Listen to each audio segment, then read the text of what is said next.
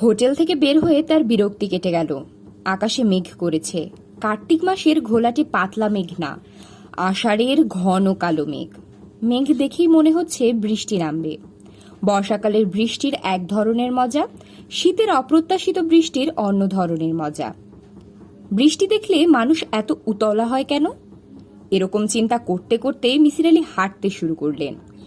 বৃষ্টি দেখে মন উতলা হবার তেমন কোনো বাস্তব কারণ নেই। ব্যবস্থাটা প্রকৃতি করে রেখেছে। সমস্ত প্রাণীকুলের জিনে কিছু তথ্য দিয়েছে।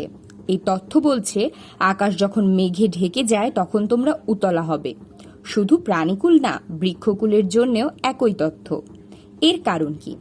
প্রকৃতি কি আমাদের বিশেষ কিছু বলতে চাচ্ছে যা আমরা ধরতে পারছি না?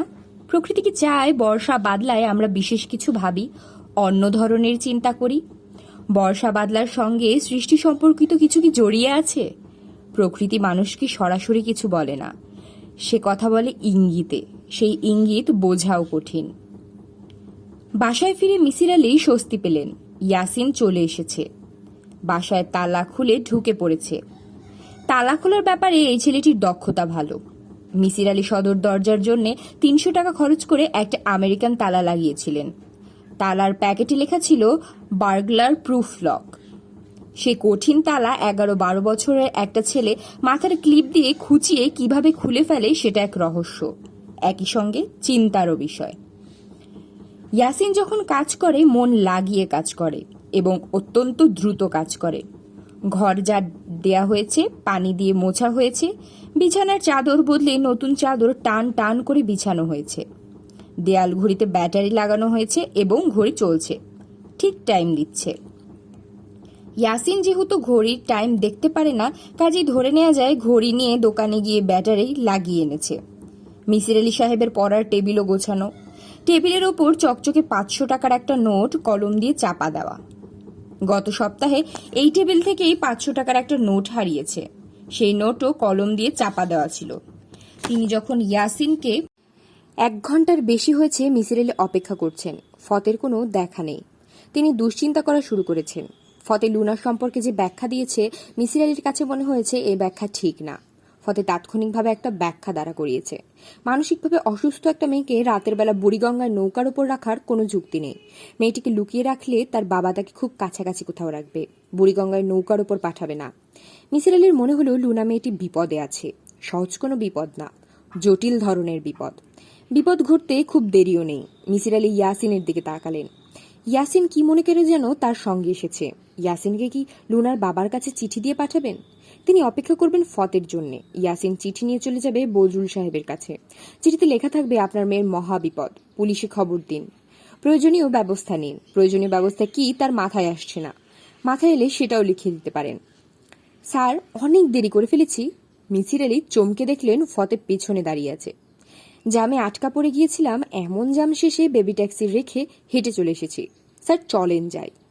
মিসির আলি কিছু বললেন না, নিঃশব্দে ফতেকে অনুসরণ করলেন। ফতে বলল, সঙ্গে সিগারেট আছে স্যার? না থাকলে নিয়ে নেই, নদীর মাঝখানে সিগারেট টান দিতে বড়ই মজা। সিগারেট সঙ্গে আছে? মিসির আলি ক্লান্ত গলায় বললেন, সিগারেট সঙ্গে আছে।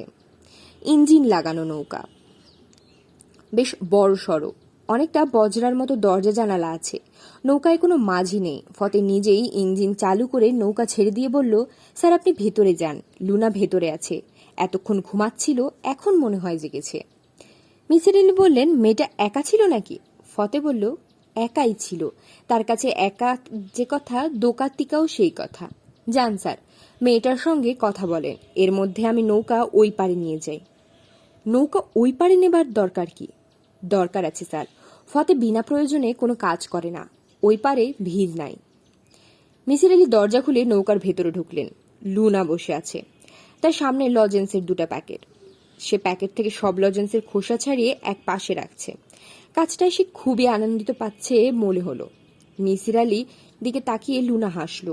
একটা লজেন্স মিসির আলির দিকে বাড়িয়ে দিল। মিসির আলি বললেন, খুকি তুমি কেমন আছো? লুনা বলল, ভালো। কি করো? খেলি। এই খেলার নাম কি? জানি না। লুনা আর একটা লজেন্স ইয়াসিনের দিকে বাড়িয়ে দিল। ইয়াসিন লজেন্স নিল না। লুনা হাত বাড়িয়েই থাকলো। মিসির আলি বুঝতে পারছেন লজেন্স হাত থেকে না নেওয়া পর্যন্ত এই মেয়ে হাত নামাবে না। মেয়েটা খুবই অসুস্থ, তার মস্তিষ্কের কোনো একটা অংশ জট পাকিয়ে গেছে। এই জট কে খুলতে পারবে? এমন কোনো বুদ্ধি যদি থাকতো মাথার ভেতরে ঢুকে জট খোলা যেত। মিসির আলি হঠাৎ করে প্রতিমার কথা মনে পড়ল। প্রতিমা কি এই মেয়েটার জন্য কিছু করতে পারে? নৌকার ইঞ্জিন বন্ধ হয়ে গেছে। ফতে দরজা খুলে নৌকার ঢুকেই দরজা বন্ধ করে মিসির আলির দিকে তাকিয়ে হাসল। মিসির আলির বুক ধক করে উঠল। এই হাসি তো মানুষের হাসি না, এই হাসি পিশাচের হাসি। ফলে মিসির আলির চোখে চোখ রেখে শান্ত গলায় ফতে বলল, স্যার, আপনার তো খুব বুদ্ধি। বুদ্ধি খাটায় বলেন তো লুনা মেয়েটাকে নিয়ে আমি মাঝ নদীতে কেন এসেছি? বলতে পারলে আমি আপনাকে একটা প্রাইজ দিব। মিসির আলি এখন জানেন ফতে কেন লুকিয়ে মাঝ নদীতে লুনাকে নিয়ে এসেছে, কিন্তু এখন তার সেই কথা বলতে ইচ্ছা করছে না। তিনি ফতের প্রশ্নের জবাব না দিয়ে ইয়াসিনকে বলল, ইয়াসিন, তুমি মেয়েটার হাত থেকে লজেন্সটা নাও। লজেন্স না নেওয়া পর্যন্ত সে হাত উঁচু করে রাখবে। ইয়াসিন লজেন্স নিল। লুনা মিষ্টি করে হেসে আবারও লজেন্সের খোসা ছাড়ানোয় মন দিল। ফতে সিগারেট ধরিয়ে তৃপ্তির নিঃশ্বাস ফেলে বলল, স্যার, যে কাজটা করতে যাচ্ছি এই কাজ এর আগে আমি আরো 4 বার করেছি। মিসির আলি বললেন, কেন করেছ? করতে খুব মজা লাগে স্যার। আমার হাতের কাজ যে দেখে সে খুবই ভয় পায়। কেউ ভয় পেলে আমি খুব সহজে তার মাথার ভিতর ঢুকে পড়তে পারি, অনেক দূর যেতে পারি, তার মাথা লণ্ড ভণ্ড করে ফেলতে পারি। তখন কি যে আনন্দ হয়! ফতে, তুমি যে খুব অসুস্থ একজন মানুষ তা কি তুমি জানো? জানি, তার জন্য আমার খারাপ লাগে না। আল্লাহই আমাকে অসুস্থ করে পাঠিয়েছেন, আমি কি করব?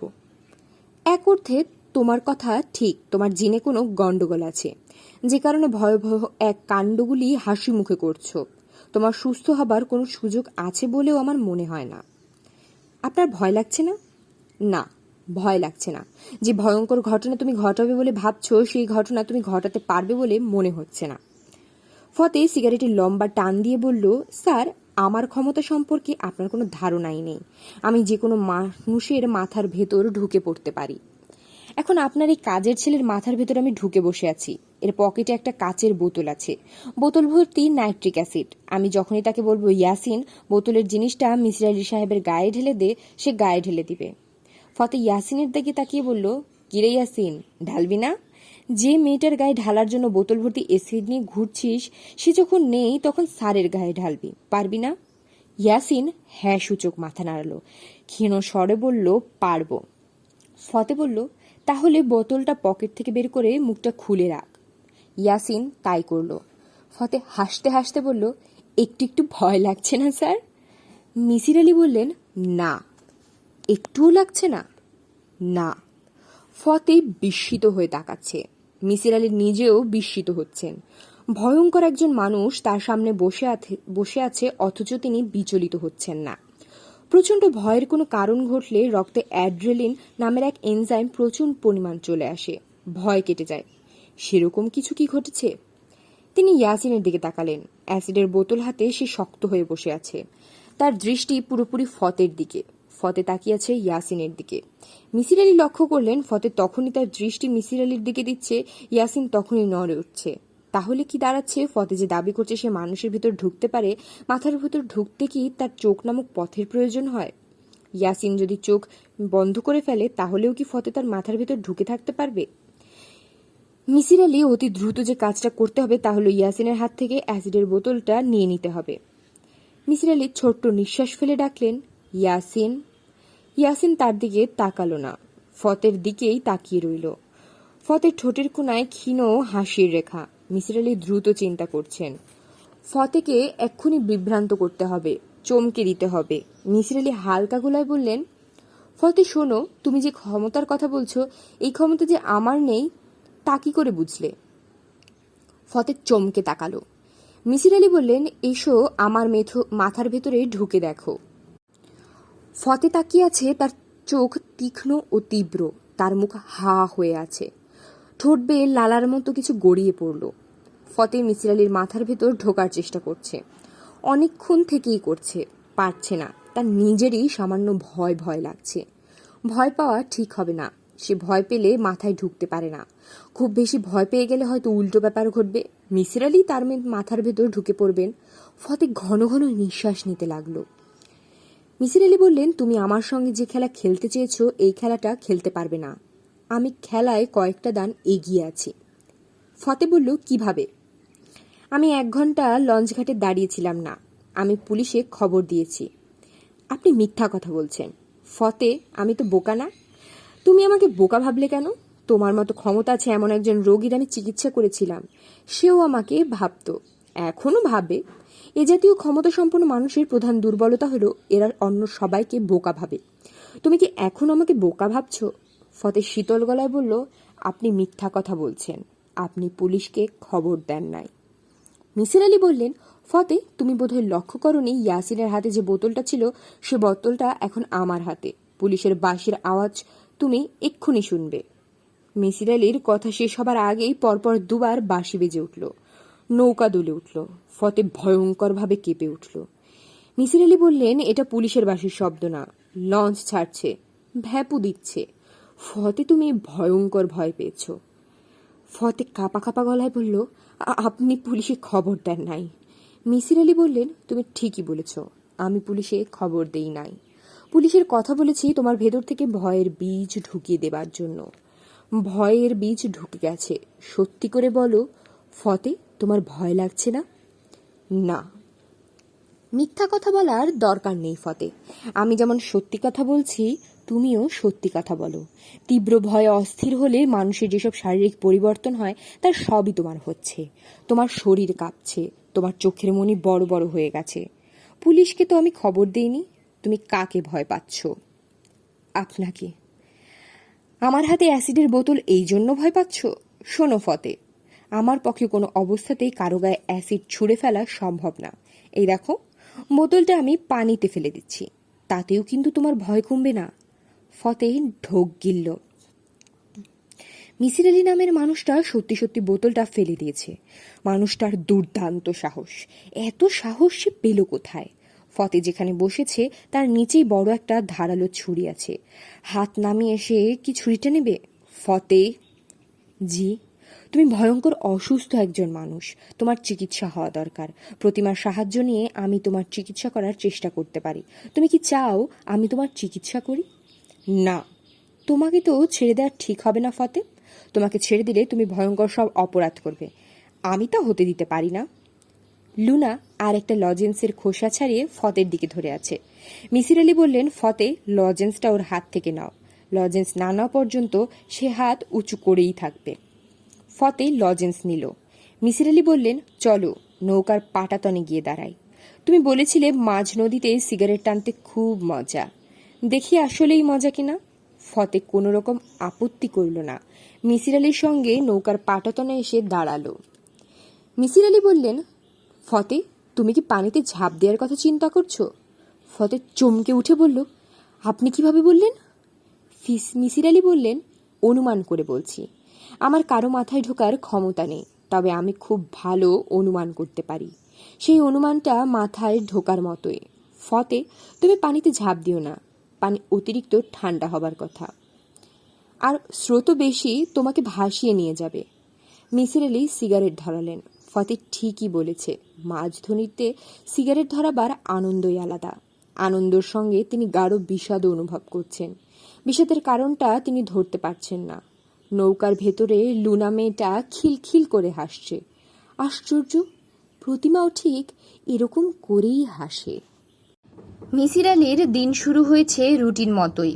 সকালে ঘুম ভাঙতেই দেখেছেন মশারির ভিতর দিয়ে খবরের কাগজটা ঢুকিয়ে দেয়া। একসময় বাসি মুখে খবরের কাগজ পড়তে তিনি আনন্দ পেতেন, এখন পান না, কিন্তু অভ্যাসটা রয়ে গেছে। অভ্যাস সহজে যায় না।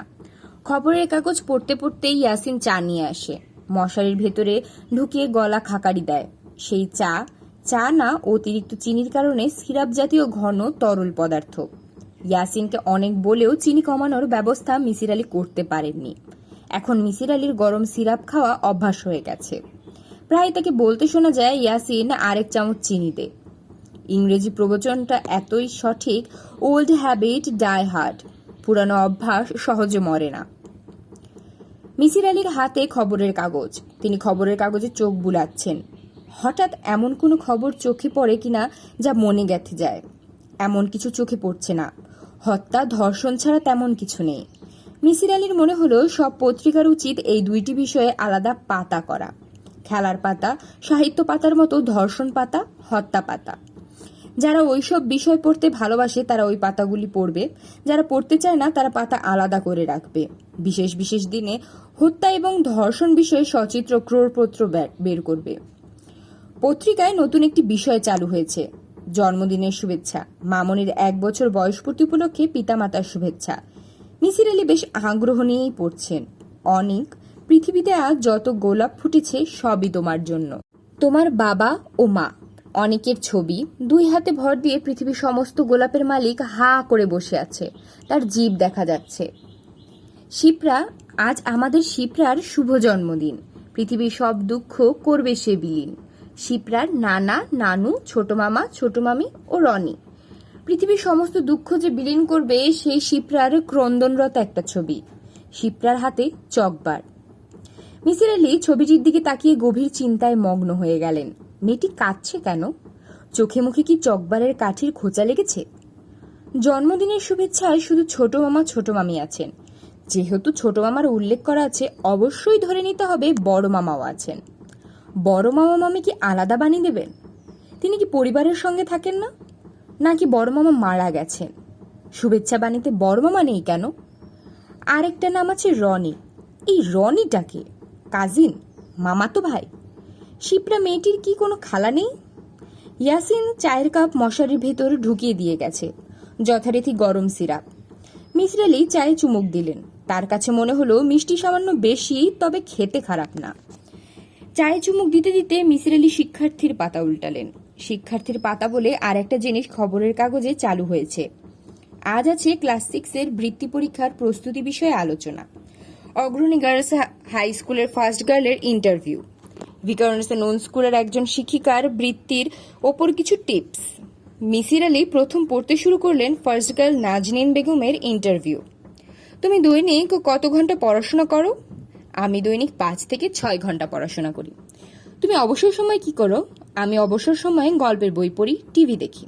তোমার পড়াশোনার পেছনে কার অনুপ্রেরণা সবচেয়ে বেশি কাজ করে? আমার পিতামাতা এবং শিক্ষক শিক্ষিকা। তোমার কি কোনো গৃহশিক্ষক আছে? 2 জন গৃহশিক্ষক আছে। তুমি কি কোনো কোচিং সেন্টারে যাও? আমি একটা কোচিং সেন্টারে সপ্তাহে 3 দিন যাই। তোমার সাফল্যের রহস্য কি? আমি দিনের পড়া দিনে তৈরি করে রাখি। তোমার বয়সী ছাত্রছাত্রীদের প্রতি তোমার কি উপদেশ?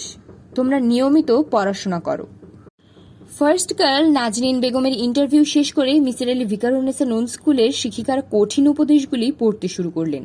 তার খানিকটা মন খারাপ হতে শুরু করেছে। তার কাছে মনে হচ্ছে সবাই বাচ্চাগুলির পেছনে লেগেছে। শিশুর স্বপ্ন, শিশুর আনন্দ কেড়ে নেবার খেলা শুরু হয়েছে। শিশুদের শিশুর মতো থাকতে দিলে কেমন হয়? বৃত্তি পরীক্ষা উঠিয়ে দিলে কেমন হয়? পরীক্ষার ব্যাপারটা কি উঠিয়ে দেওয়া যায় না? পরীক্ষা নামের ব্যাপারগুলি রেখে অতি অল্প বয়সেই শিশুদের মাথায় একটা কঠিন জিনিস আমরা ঢুকিয়ে দিচ্ছি। তোমাদের মধ্যে কেউ ভালো, কেউ খারাপ। তোমাদের মধ্যে একদল বৃত্তি পায়, একদল পায় না। তোমাদের মধ্যে একজন হয় ফার্স্ট গার্ল নাজনীন, আরেকজন খুব চেষ্টা করেও 10-এর ভেতর থাকতে পারে না। যেদিন স্কুলের রেজাল্ট দেয় সেদিন সে কান্না কান্না মুখে বাড়ি ফেরে এবং তার মা মেয়ের উপর প্রচণ্ড রাগ করেন। এই মাই আবার মেয়েকে গান শেখান, আমরা সবাই রাজা আমাদের এই রাজার রাজত্বে। আমরা যে সবাই রাজা না, কেউ কেউ রাজা, কেউ কেউ প্রজা। পরীক্ষা নামক ব্যবস্থাটা তার চোখে আঙুল দিয়ে বুঝিয়ে দেয়। মিসির আলী পত্রিকা ভাঁজ করে রাখলেন। মশারির ভেতর থেকে বের হলেন না। সকালে মশারির ভেতর থেকে তিনি বেশ আয়োজন করে বের হন, যেন তিনি জেলখানা থেকে মুক্তি পাচ্ছেন। সারাদিন কাজকর্ম করবেন, আবার রাত 11টা-12টায় জেলখানায় ঢুকবেন। কলিং বেল বাজাচ্ছে। মিসির আলী, তিনি যখন ইয়াসিনকে জিজ্ঞাসা করলেন, একটা 500 টাকার নোট রেখেছিলাম, নোটটা কোথায় রে? ইয়াসিন বলল, জানি না। তুই নিয়েছিস কি? না। ভালো করে মনে করে দেখ, নোটটা নিয়ে মনের ভুলে পকেটে রেখেছিস কিনা। ইয়াসিন আবারও বলল, না। তারপর থমথমে মুখে রান্নাঘরে ঢুকে গেল। মিসির আলী সামান্য মন খারাপ হলো। ছেলেটা কি চুরি করা শিখছে এবং এই চুরি শেখার জন্য নানান জায়গায় টাকা পয়সা ছড়িয়ে রেখে তাকে সাহায্য করছেন? তিনি এই বিষয়ে ইয়াসিনকে আর কিছু বলেননি। ভেবে রেখেছিলেন সময় সুযোগ মতো নানান ব্যাখ্যা দিয়ে চুরি যে গুরুতর অপরাধের একটি তা বুঝিয়ে দেবেন। সেই প্রক্রিয়ার ভেতর দিয়ে আর যাওয়া হয়নি। তারপর ঘটনাটা ভুলেই গেছেন। আজ টেবিলে 500 টাকার নোট পড়ে থাকতে দেখে মনে পড়ল। তিনি ইয়াসিনকে ডাকলেন, শান্ত গলায় বললেন, টেবিলের উপর 500 টাকার নোট কে রেখেছে? তুই? ইয়াসিন হ্যাঁ না কিছুই বলল না। মিসির আলী বললেন, যে নোটটা হারিয়েছিল এটা কিন্তু সেই নোট না, হারানো নোটটা ছিল ময়লা, আর এই নোটটা চকচক করছে। ইয়াসিন তারপরেও মাথা নিচু করে দাঁড়িয়ে রইল। তুই এখন করছিস কি? রান্ধি। কি রাধিস? হুকনা মরিচের ভর্তা, ডাইল আর ডিমের সালুন। রান্না শেষ করার পর আমার কাছে আসবি, 500 টাকার নোটের বিষয়ে কথা বলবো। আমাকে ভয় পাবার কিছু নেই, আমি কখনো কাউকে শাস্তি দেই না। তুই কি আমাকে ভয় পাস? না। ইয়াসিন রান্নাঘরের দিকে চলে যাচ্ছে। আসন্ন বিচার সভা নিয়ে তাকে তেমন চিন্তিত মনে হচ্ছে না। তার পেট থেকে কোনো কথা বের করা যাবে এটাও মিসির আলীর মনে হচ্ছে না। মানুষ হয় দুই শ্রেণীর, এক শ্রেণীর মানুষ কিছুতেই ভাঙবে না, তবে মচকাবে। আর এক শ্রেণীর মানুষের চরিত্রে মচকানোর ব্যাপারটি নেই, সে ভেঙে দুটুকরা হবে কিন্তু কিছুতেই মচকাবে না। ইয়াসিন দ্বিতীয় শ্রেণীর। 500 টাকার নতুন নোট প্রসঙ্গে তার মুখ থেকে একটি বাক্য বের করা যাবে না। সে পাথরের মতো মুখ করে মেঝের দিকে তাকিয়ে থাকবে। বিড়াল যেমন গড়গড় শব্দ করে, মাঝে মাঝে এই ধরনের শব্দ করবে। বিজ্ঞান দ্রুত এগুচ্ছে, এমন যন্ত্র হয়তো খুব শিগগিরই বের হয়ে যাবে যার সামনে কাউকে বসালে তার মাথায় কি আছে সব পর্দায় পরিষ্কার দেখা যাবে। মস্তিষ্কে জমা স্মৃতি ভিডিওর মতো পর্দায় চলে আসবে। কোন অপরাধী বলতে পারবে না এই অপরাধ সে করেনি। মস্তিষ্ক থেকে স্মৃতি বের করে পর্দায় নিয়ে আসা খুব কঠিন কোনো প্রযুক্তি বলে মিসির আলীর মনে হয় না। আগামী 20-25 বছরেই গুরুত্বপূর্ণ এই ব্যাপারটা ঘটে যাবে। কিছুদিন আগে মিসির আলী কাগজে পড়েছেন 2 ভাড়াটে খুনির ফাঁসি হয়েছে। যারা তাকে ভাড়া করেছে তাদের কিছু হয়নি, তারা বেকসুর খালাস পেয়েছে, কারণ প্রমাণ নেই। নতুন পৃথিবীতে প্রমাণের জন্য মাথা ঘামাতে হবে না। আদালতের নির্দেশে মাথা থেকে স্মৃতির টেপ সরাসরি নিয়ে নেওয়া হবে। নতুন পৃথিবীতে নির্দোষ মানুষ কখনো শাস্তি পাবে না। মিসির আলী বারান্দায় দাঁড়িয়ে আকাশের দিকে তাকালেন। মেঘ আরও ঘন হয়েছে। শীতের ধূলি ধূসরিত শুকনো শহর ত্রিশীতর মতো তাকিয়ে আছে আকাশের দিকে। এখন যদি কোনো কারণে বৃষ্টি না হয় তাহলে কষ্টের ব্যাপার হবে। সার্গো! মিসির আলী চমকে তাকালেন। দরজা ধরে ইয়াসিন দাঁড়িয়ে আছে। তার মুখে দুশ্চিন্তার লেশমাত্র নেই, বরং মুখ হাসি হাসি। কি ব্যাপার ইয়াসিন? একটা ছেলে মেয়ে এসেছে, আপনারই চায়। মিসির আলী বসার ঘরে চলে গেলেন। খুবই আধুনিক সাজ পোশাকের একজন তরুণী, গায়ে বোরকা জাতীয় কালো পোশাক যা ঠিক বোরকাও না, মাথায় স্কার্ফ বাঁধা, স্কার্ফের উজ্জ্বল রং। সাধারণ মরুভূমির মেয়েরা এমন উজ্জ্বল রং ব্যবহার করে। মেয়েটি রূপবতী। তাকে দেখেই মিসির আলী মনে যে উপমা এলো তা হলো জ্বলন্ত মোমবাতি। মিসির আলী মেয়েটিকে চিনতে পারলেন না। মেয়েটি মিসির আলীকে দেখেই চট করে উঠে দাঁড়ালো এবং তিনি কিছু বুঝতে পারার আগেই তাকে সে সালাম করে ফেলল। স্যার, আমাকে চিনতে পারছেন? না। ভালো করে আমার দিকে তাকান। ভালো করে না তাকালে আপনি আমাকে চিনবেন কি করে? আপনি তো কখনো কোনো মেয়ের দিকে ভালো করে তাকান না। মিসির আলী ভালো করে তাকালেন, লাভ হলো না। তিনি তখনও চিনতে পারছেন না। মেয়েটি বলল, আমার নাম প্রতিমা, হিন্দু নাম, কিন্তু আমি মুসলমান মেয়ে। এখন চিনতে পেরেছেন? না। মাথায় স্কার্ফ আছে বলে আপনি হয়তো চিনতে পারছেন না। আপনার সঙ্গে যতবার দেখা হয়েছে কখনোই মাথায় স্কার্ফ ছিল না, মাথা ভর্তি চুল ছিল। এখন স্কার্ফ থাকায় হয়তো অচেনা লাগছে। মেয়েটি মাথার স্কার্ফ খুলে মাথায় ঝাঁকুনি দিল। সঙ্গে সঙ্গে মাথার চুল চারদিকে ছড়িয়ে পড়ল। মিসির আলী মুগ্ধ হয়ে তাকিয়ে রইলেন। এমন রূপবতী একজনকে দেখতে পাওয়া ভাগ্যের ব্যাপার। স্যার, আমাকে কি এখন চিনতে পেরেছেন? হ্যাঁ। কেন আমার নাম প্রতিমা এটা মনে পড়েছে? হ্যাঁ, মনে পড়েছে। তোমার মা এক দুপুরবেলায় গান শুনছিলেন। প্রতিমা নামের একজন গায়িকার গান। একটা গান লিখো আমার জন্যে। এই গান শুনতে শুনতে তোমার মা আবেগে দ্রবীভূত হলেন। তার চোখে পানি এসে গেল। তার কিছুক্ষণ পর তোমার মার ব্যথা শুরু হলো।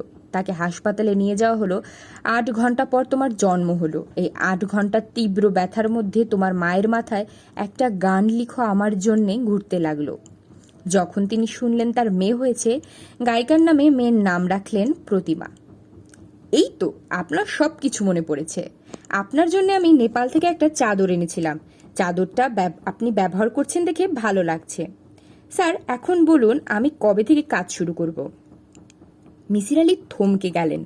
তিনি যে যন্ত্রণার কথা ভুলে গিয়েছিলেন, এই যন্ত্রণা আবার শুরু হয়েছে। প্রতিমা বলল, আপনি পালিয়ে পালিয়ে বেড়াচ্ছিলেন, ভেবেছিলেন আপনার ঠিকানাটা আমি খুঁজে বের করতে পারবো না। দেখলেন কিভাবে খুঁজে বের করেছি? দেখলাম। প্রতিমা বসতে বসতে বলল, স্যার আপনি আমাকে ভয় পান কেন? আমাকে ভয় পাবার কিছু নেই। আমি আপনাকে নিয়ে একটা বই লিখব, আপনার জীবনের বিচিত্র সব ঘটনার নোট নেব, ব্যাস ফুরিয়ে গেল। মিসির আলি কিছু বললেন না, চুপ করে রইলেন। প্রতিমা নামের এই মেয়েটি ভয়াবহ একটা সমস্যা নিয়ে তার কাছে এসেছিল। তিনি সেই সমস্যার দ্রুত সমাধান করেছিলেন। তারপরই মেয়েটির মাথায় ঢুকে গেছে মিসির আলি তার জীবনে যত সমস্যার সমাধান করেছেন সেগুলি সে লিখে ফেলবে। প্রতিমা হাসতে হাসতে বলল, স্যার আপনি এমন হতাশ চোখে তাকাচ্ছেন কেন? আমি বাঘ ভাল্লুক কিছু না। আমি খুবই সাধারণ একটা মেয়ে, সাধারণ হলেও ভালো মেয়ে। আমি নানানভাবে আপনাকে সাহায্য করব। মনে করুন সকালবেলা আপনার কাছে এলাম, আপনি কিছুক্ষণ কথা বললেন, আমি নোট নিলাম, তারপর আপনার ঘরের কাজকর্ম গুছিয়ে দিলাম। আমি রান্না করা শিখেছি, আপনার জন্যে রান্না করলাম। তোমার এখনো বিয়ে হয়নি? না, আমি তো আগেই বলেছি আমি কখনো বিয়ে করব না। প্রতিমা খিলখিল করে হাসছে। মিসির আলি বললেন, হাসছো কেন? প্রতিমা বলল, আপনি হতাশ চোখে তাকাচ্ছেন, আপনাকে দেখে খুবই মায়া লাগছে, এই জন্যে হাসছি। চা খাবে? না, চা খাবো না, আমি চলে যাব। আপনি প্রথম ধাক্কাটা সামলে নিন, তারপর আমি আসব। স্যার, ভালো কথা, আপনার সঙ্গে আমার সাক্ষাতের বিবরণ আমি গুছিয়ে লিখে ফেলেছি। কপি আপনার জন্য নিয়ে এসেছি। কপি আপনি পড়বেন এবং বলবেন কিছু বাদ পড়েছে কিনা। স্যার ঠিক আছে? হ্যাঁ ঠিক আছে, আজই পড়বেন। স্যার আপনি ঘুম থেকে কখন উঠেন? রাত করে ঘুমোতে যাই তো ঘুম ভাঙতে 9টা-10টা বেজে যায়। আমি যখন চার্জ নেব আপনাকে ঠিক রাত 10টায় ঘুমোতে যেতে হবে। ভোর 6টায় থেকে তুলে দেব। 1 ঘন্টা আপনাকে হাঁটতে হবে। 1 ঘন্টা পর মর্নিং ওয়াক সেরে এসে দেখবেন ব্রেকফাস্ট রেডি। মিসির আলি চিন্তিত গলায় বললেন, তুমি এখানে থাকবে নাকি? প্রতিমা বলল, হ্যাঁ, তবে এ বাড়িতে না। বাড়ি ধারায় আমার পাশাপাশি 2টা ফ্ল্যাট আছে, একটায় আপনি থাকবেন, অন্যটায় আমি থাকব। আমি একজন ইন্টেরিয়র ডিজাইনারকে খবর দিয়েছি, সে আপনার ফ্ল্যাটটা আপনার প্রয়োজন মতো সাজিয়ে দেবে। লাইব্রেরি থাকবে, লেখার টেবিল থাকবে। আমাকে গিয়ে তোমার ফ্ল্যাটে উঠতে হবে? হ্যাঁ স্যার, এরকম শুকনা মুখ করে তাকালে হবে না। আমি আগামীকাল সকালে 9টার সময় আসব। ঝড় বৃষ্টি সাইক্লোন হরতাল যাই হোক না কেন, সকাল 9টায় আমি উপস্থিত হব। ঠিক আছে, এর মধ্যে আমার লেখাটা পড়ে ফেলবেন। লেখার কিছু কিছু অংশ ভালো মতো দেখে দেবেন, আমি দাগ দিয়ে রেখেছি। তুমি কি এখন চলে যাচ্ছ? প্রতিমা হাসতে হাসতে বলল, হ্যাঁ, তবে কাল দেখা হবে ঠিক সকাল 9টায়। স্বস্তির নিঃশ্বাস ফেলে লাভ নেই, আপনি নিশ্চয়ই একদিনের মধ্যে বাড়ি বদলাতে পারবেন না। মিসির আলির মনে হলো মেয়েটা পুরোপুরি সুস্থ না, কিছু সমস্যা তার এখনো রয়ে গেছে। মিসির আলি দুপুরের খাওয়া শেষ করে ঘড়ির দিকে তাকালেন। 2টা 25 বাজে। বিছানায় এসে কিছুক্ষণ গড়াগড়ি করা যায়। দুপুরের খাবার শেষ করে বই হাতে বিছানায় কাত হবার মধ্যে আনন্দ আছে। শরীর ভরা আলস্য, চোখ ভর্তি ঘুম, হাতে চমৎকার একটা বই। আজ অবশ্যই হাতে বই নেই, প্রতিমা নামের জ্বলন্ত মোমবাতির লেখা 52 পৃষ্ঠার খাতা। হাতের লেখা না, কম্পিউটারে কম্পোজ করা হয়েছে, স্পাইরাল বাইন্ডিং করা হয়েছে। হাতের লেখা হলে ভালো হতো। মানুষ তার চরিত্রের অনেকখানি হাতের লেখায় প্রকাশ করে। কারো লেখা হয় জড়ানো, একটা অক্ষরের গায়ে আরেকটা অক্ষর মিশে থাকে। কেউ কেউ লেখে গোটা গোটা হরফে, কেউ প্রতিটি অক্ষর ভেবে চিনতে লেখে, কেউ অতি দ্রুত লেখে। লেখা দেখেই মনে হয় তার চিন্তা করার ক্ষমতা দ্রুত। সে মাথার চিন্তাকে অনুসরণ করছে বলে লেখাও দ্রুত লিখতে হচ্ছে। তবে কেউ কেউ লিখে ঢিমে তালে। কম্পিউটার মানুষকে অনেক কিছু দিচ্ছে, আবার অনেক কিছু কেড়েও নিচ্ছে। কম্পিউটারের লেখায় কোনো কাটাকুটি নেই, হাতের লেখায় কাটাকুটি থাকবেই। সেই কাটাকুটি হবে মানুষের চরিত্রের রহস্যের প্রতিফলন। হাতের লেখার যুগ পার হয়েছে, এখনো শুরু হয়েছে কম্পিউটার লেখার যুগ। এই যুগ শেষ হয়ে নতুন যুগ আসবে। কিরকম হবে সেটা মানুষ চিন্তা করছে, আর সেই চিন্তা লেখা হয়ে বের হয়ে আসবে। সেরকম কিছু হলে মন্দ হয় না। তাহলে সেই যুগ হবে হাতের লেখায় যুগের কাছাকাছি, কারণ চিন্তার মধ্যেও কাটাকুটি থাকবে। প্রতিমার লেখার ওপর মিসির আলী চোখ বুলাতে শুরু করলেন। তার কাছে মনে হচ্ছে তিনি কোনো গল্পের বই পড়ছেন। মেয়েটা সেরকম ভঙ্গিতেই লেখার চেষ্টা করেছে। লেখার ভঙ্গিটা জার্নালিস্টিক হলে ভালো হতো। প্রতিমা লিখছে, আমার নাম প্রতিমা। এটা কিন্তু কাগজপত্রের নাম না। কাগজে পত্রে আমার নাম আফরোজা। যেহেতু আমার মা খুব শখ করে প্রতিমা নাম রেখেছিলেন এবং আমার বয়স 1 বছর পার হবার আগেই মারা গেছেন, সে কারণে মার প্রতি মমতাবশত সবাই আমাকে ডাকা শুরু করলো প্রতিমা। মুখে মুখে নাম ডাক এক ব্যাপার, কাগজপত্রে নাম থাকা অন্য ব্যাপার। আকিকা করে আমার মুসলমানি নাম রাখা হলো, তবে সেই নামে কেউ ডাকতো না, শুধু বাবা মাঝে মধ্যে ডাকতেন। তখন আমি জবাব দিতাম না। আমার বাবা আমাকে অতি আদরে মানুষ করতে লাগলেন। তিনি আদর্শ পত্নী প্রেমিকদের মতো দ্বিতীয় বিয়ে করেননি। বাড়িতে মাতৃস্থানীয় কেউ না থাকলে তার কন্যার অযত্ন হবে ভেবে তিনি সার্বক্ষণিক একজন নার্স রাখলেন। ছোটবেলায় এই নার্সকেই আমি মা ডাকতাম। আমার বয়স যখন 5 বছর, তখন কি একটা কারণে যেন এই নার্স মহিলাকে বাড়ি থেকে তাড়িয়ে দেওয়া হয়। শৈশবের এই স্মৃতিটি আমার মনে আছে। এই মহিলা হাউমাউ করে কাঁদছেন এবং বাবার পা জড়িয়ে ধরতে চাচ্ছেন। বাবা বলছেন, don't touch me, don't touch me. তোমাকে আমি কানে ধরে উঠবস করাচ্ছি না, এই কারণেই তোমার সারা জীবন কৃতজ্ঞ থাকা উচিত। যে মহিলাকে আমি মা বলে জানতাম, সেই মহিলার এমন হেনস্থা দেখে আমি খুবই অবাক হয়ে গেলাম। ভয়ে আমার হাত পা কাঁপতে লাগলো। আমাকে অন্য ঘরে নিয়ে যাওয়া হলো। নার্স মাকে আমি এরপরে আর কোনো দেখিনি। বাড়িতে এই মহিলার কোনো ছবি ছিল না বলে কিছুদিনের মধ্যেই আমার তার চেহারাও ভুলে গেলাম। শুধু মনে থাকলো শ্যামলা একটি মেয়ে, যার মুখ গোলাকার এবং তিনি ঠোঁট গোল করে শীষ দিতে খুব পছন্দ করতেন। শৈশবের ভয়াবহ স্মৃতি এই একটাই। এই স্মৃতির ব্যাপারটা আমাকে সাইকিয়াট্রিস্টদের কাছে বারবার বলতে হয়েছে। বাবা আমাকে নিয়ে অনেক বড় বড় সাইকিয়াট্রিস্টদের কাছে নিয়ে গিয়েছেন। তাদের প্রথম প্রশ্নই হলো, শৈশবে কোনো দুঃখময় স্মৃতি আছে, পেইনফুল মেমোরি? মিসির আলী সাহেবও এই প্রশ্ন করলেন। তবে অন্য সাইকিয়াট্রিস্টরা যেমন এই ঘটনা শুনে ঝাঁকের পর ঝাঁক প্রশ্ন করছিলেন, মিসির আলী তা করলেন না। তিনি শুধু বললেন, ওই মহিলার গলার স্বর কেমন ছিল? আমি অবাক হয়ে বলেছিলাম, গলার স্বর দিয়ে কি হবে? ওনার গলার স্বর কেমন জানতে চাচ্ছেন কেন? মিসির আলী বললেন, এমনি জানতে চাচ্ছি। আমি বললাম, গলার স্বর মিষ্টি ছিল, খুব মিষ্টি। উনার বিষয়ে আমার আর কিছু মনে নেই, শুধু মনে আছে উনি ঠোঁট গোল করে শীষ দিতেন। মিসির আলী বললেন, আরেকটি জিনিস নিশ্চয়ই তোমার মনে আছে, উনি যে তোমাকে বিশেষ নামে ডাকতেন সেটা তো মনে থাকার কথা। উনি আমাকে বিশেষ নামে ডাকতেন এটা আপনাকে কে বলেছে? কেউ বলেনি, আমি অনুমান করছি। এরকম অনুমান কেন করছেন? তোমার কথা থেকে মনে হচ্ছে এই মহিলা তোমায় খুবই আদর করত। মানুষের স্বাভাবিক প্রবণতা হচ্ছে অতি আদরের কাউকে বিশেষ নামে ডাকা, যে নামে অন্য কেউ ডাকবে না। এই থেকেই অনুমান করছি তোমাকে বিশেষ কোনো নামে ডাকতেন। সেই বিশেষ নামটা কি? উনি আমাকে ডাকতেন মাফু। মা বলার পর ফু বলে লম্বা টান দিতেন, এরকম করে, মাফু। মিসির আলী হাসলেন এবং প্রায় সেই মহিলার মতো করে ডাকলেন, মাফু। আমি সঙ্গে সঙ্গে বললাম, জি। তিনি বললেন, মাফু তুমি কেমন আছো? আমি বললাম, ভালো নেই, আপনি আমাকে সারিয়ে দিন।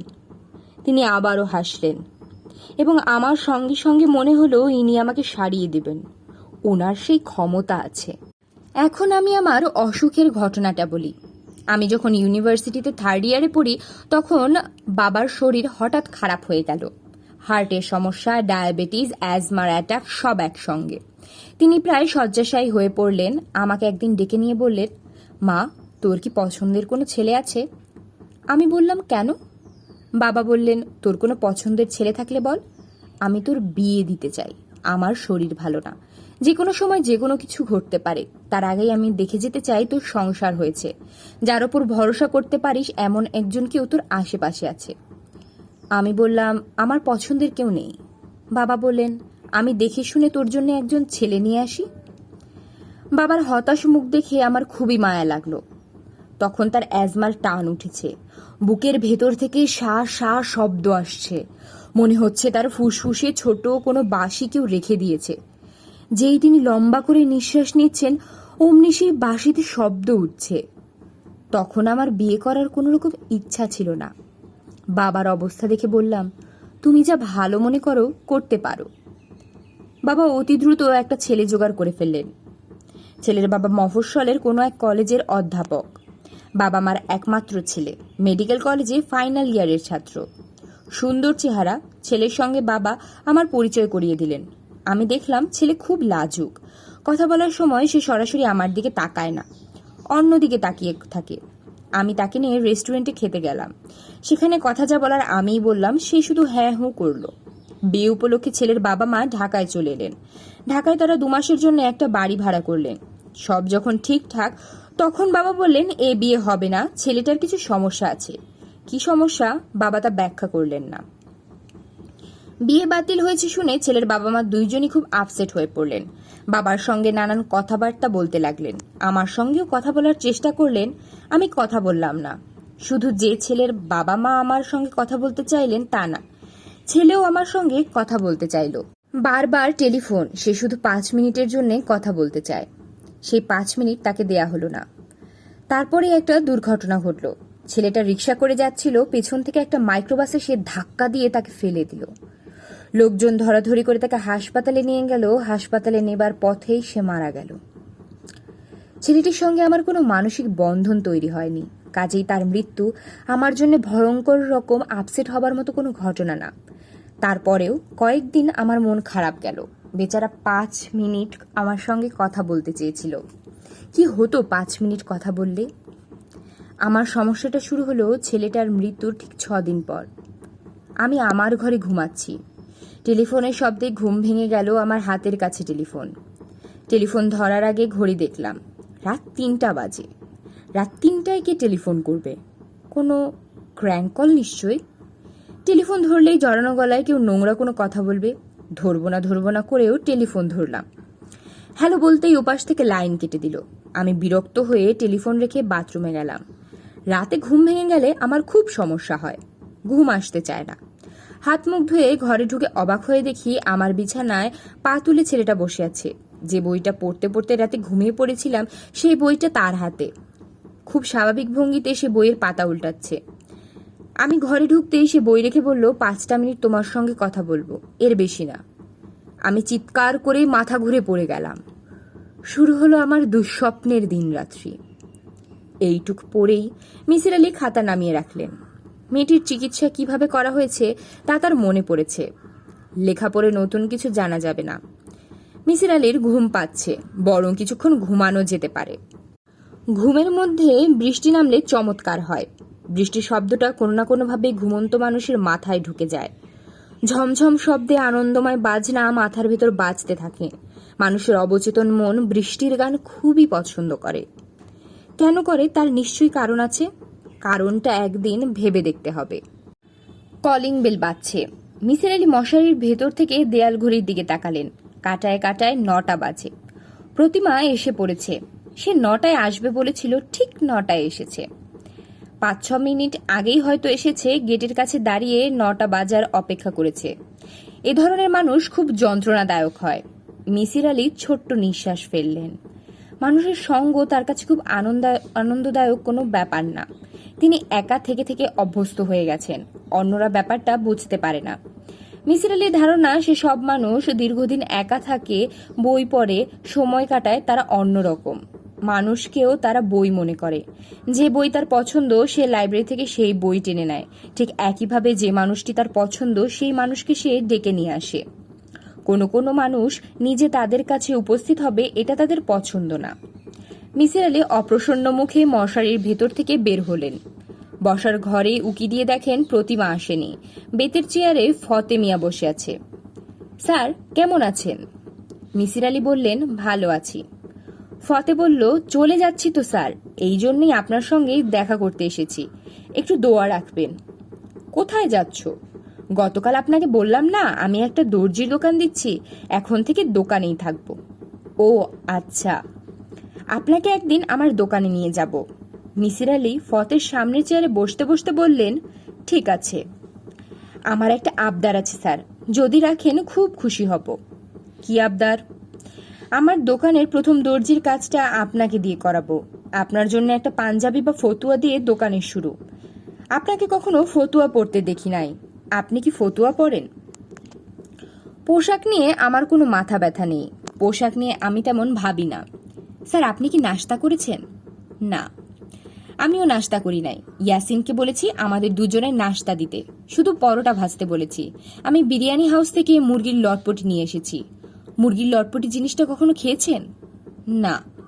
হোটেলে অনেক মুরগি রান্না হয়তো, সেই সব মুরগির গিলা, কলিজা, পাখনা এগুলো কি করবে? ফেলে তো দিতে পারে না। হোটেলওয়ালারা এগুলো দিয়ে একটা ঝোলের মতো বানায়, এটাকে বলে লটপটি। পরোটা দিয়ে লটপটি খেতে খুবই সুস্বাদু। ও আচ্ছা। ফতে মিয়া হাসতে হাসতে বলল, সকালবেলায় এসে আপনার সঙ্গে বক বক শুরু করেছি, আপনার খুব বিরক্ত লাগছে তাই না স্যার? মিসির আলি বললেন, খুব বিরক্তি লাগছে না, তবে কিছুটা যে বিরক্তি হচ্ছি তা না, অকারণ কথাবার্তা বলতে আমার ভালো লাগে না। ফতে বলল, আমি তো চলেই যাচ্ছি স্যার, এরপর আর রোজ রোজ এসে আপনাকে বিরক্ত করব না। যান, হাত মুখ ধুয়ে আসুন, একসঙ্গে নাস্তা খাই। আমি স্যার গজ ফিতা নিয়ে এসেছি, আপনার ফতুয়ার মাপ নিব।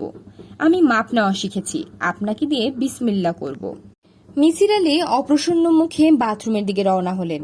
ফতে মিয়া ঘণ্টাখানিক সময় নষ্ট করবে এটা পরিষ্কার বোঝা যাচ্ছে। এর মধ্যে নিশ্চয়ই প্রতিমা চলে আসবে। সে তো আর সহজে যাবে না, বাজার টাজার নিয়ে আসবে, মহা উৎসাহে মাছ ভাজতে শুরু করবে, ঘর ধোয়া মোছা করবে। প্রতিমার কর্মকাণ্ড এখানেই শেষ হবে না, সে অবশ্যই চেষ্টা করবে তাকে নিজের বাড়িতে নিয়ে যেতে। বাড়াবাড়ি এই মেয়ে করবেই। মানুষের জিনের মধ্যে এমন কিছু কি আছে যা তাকে দিয়ে বাড়াবাড়ি করায়? ডিএনএ অণুতে প্রোটিনের এমন কোনো বিশেষ অবস্থান যা বাড়াবাড়ি করতে বিশেষ বিশেষ মানুষকে প্রেরণা দেয়। সেই মানুষ যখন ঘৃণা করে বাড়াবাড়ি ধরনের ঘৃণা করে, যখন ভালোবাসে বাড়াবাড়ি ধরনের ভালোবাসে। অনেক অসুখের মতো এটাও যে একটা অসুখ তা কি মানুষ জানে? এখন না জানলেও একদিন জানে, এখন না জানলেও একদিন জানবে। কোনো ওষুধ কোম্পানি ওষুধ বের করে ফেলবে। যেসব মানুষদের বাড়াবাড়ি করার রোগ আছে তারা ট্যাবলেট খেয়ে রোগ সারাবে। একসময় হপিং কফ, পোলিওর মতো বাড়াবাড়ি রোগেরও টিকা বের হবে। শিশুদের বয়স 6 মাস হবার আগেই তাদের বাড়াবাড়ি প্রবণতা রোগের টিকা দেওয়া হবে। রাস্তায় রাস্তায় পোস্টার দেখা যাবে, আপনার শিশুকে কি বাড়াবাড়ি প্রবণতার টিকা দিয়েছেন? বাথরুমের আয়নার সামনে দাঁড়িয়ে মিসির আলি বিরক্ত মুখে নিজের দিকে তাকিয়েছেন। তার দূরে কোথাও চলে যেতে ইচ্ছে করছে। তার যদি প্রচুর টাকা থাকতো তিনি সমুদ্রের কোনো জনমানবশূন্য দ্বীপে একটা ঘর বানাতেন। আলেকজান্দ্রিয়ার লাইব্রেরির মতো সেখানে তার বিশাল লাইব্রেরি থাকতো। তিনি দ্বীপে ঘুরে ঘুরে বই পড়তেন, ঘুম পেলে বালির ওপর শুয়ে ঘুমিয়ে পড়তেন। রবিনসন ক্রুশোর আনন্দময় জীবন। মিসির আলির চোখ মুখ জ্বালা করছে। তিনি মুখে ঠান্ডা পানির ছিটা দিচ্ছেন, তাতেও জ্বলুনি কমছে না। হঠাৎ তার খুব মেজাজ খারাপ লাগছে। এতটা মেজাজ খারাপ হবার মতো কোনো ঘটনা ঘটেনি। তিনি সমাজে বাস করছেন, সমাজের 8-10টা মানুষের মতোই তাকে থাকতে হবে। সামাজিকতা করতে হবে। কেউ তার সঙ্গে গল্প করতে চাইলে গল্প করতে হবে। কেউ লটপটি নামক বস্তু নিয়ে এসে তার সঙ্গে নাস্তা খেতে চাইলে নাস্তা খেতে হবে। কোনো উপায় নেই। তিনি সমাজে বাস করছেন, বাস করার মূল্য তাকে দিতেই হবে। মিসির আলি বাথরুম থেকে বের হয়ে ইয়াসিনকে গরম পানি দিতে বললেন। গোসল করবেন। সকালে গোসল করার অভ্যাস তার নেই। এখন গোসলে যাওয়ার অর্থ কিছুটা সময় নিজের করে পাওয়া। ফতে তার গজ ফিতা নিয়ে থাকুক একা একা। একা থাকার অভ্যাস করাটাও জরুরি। ফতে সিগারেট ধরিয়েছে, পা নাচাচ্ছে। সে আনন্দেই আছে। তার মুখ হাসি হাসি। সে ঠিক করেই এসেছে আজ মিসির আলি সাহেবকে সে চমকে দেবে। ছোটখাটো চমক না, বড় ধরনের চমক। ছোটখাটো চমকে এই লোকের কিছু হবে না। ছোটখাটো চমকে সে দিয়ে দিয়েছে। ঘড়ি না থেকে ঘড়ির সময় বলেছে। আজ তার চেয়ে বেশি কিছু করবে। সকালবেলা মিসির আলি সাহেব যখন তার সামনে এসে বসেছিলেন তখন ফতে পরিষ্কার বুঝতে পারছিল ওনার মাথায় ঘুরছে রনি নামের একজনের নাম। রনিটাকে তিনি বুঝতে পারছিলেন না। রনির সঙ্গে শিপ্রার সম্পর্ক কি তা নিয়ে তিনি চিন্তিত।